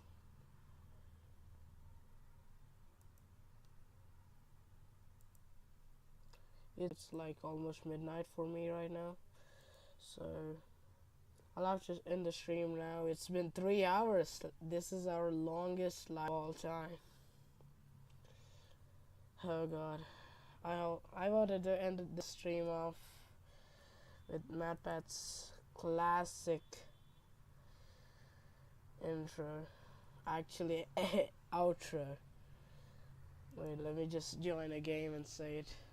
2024 will be a great year for my channel, guys.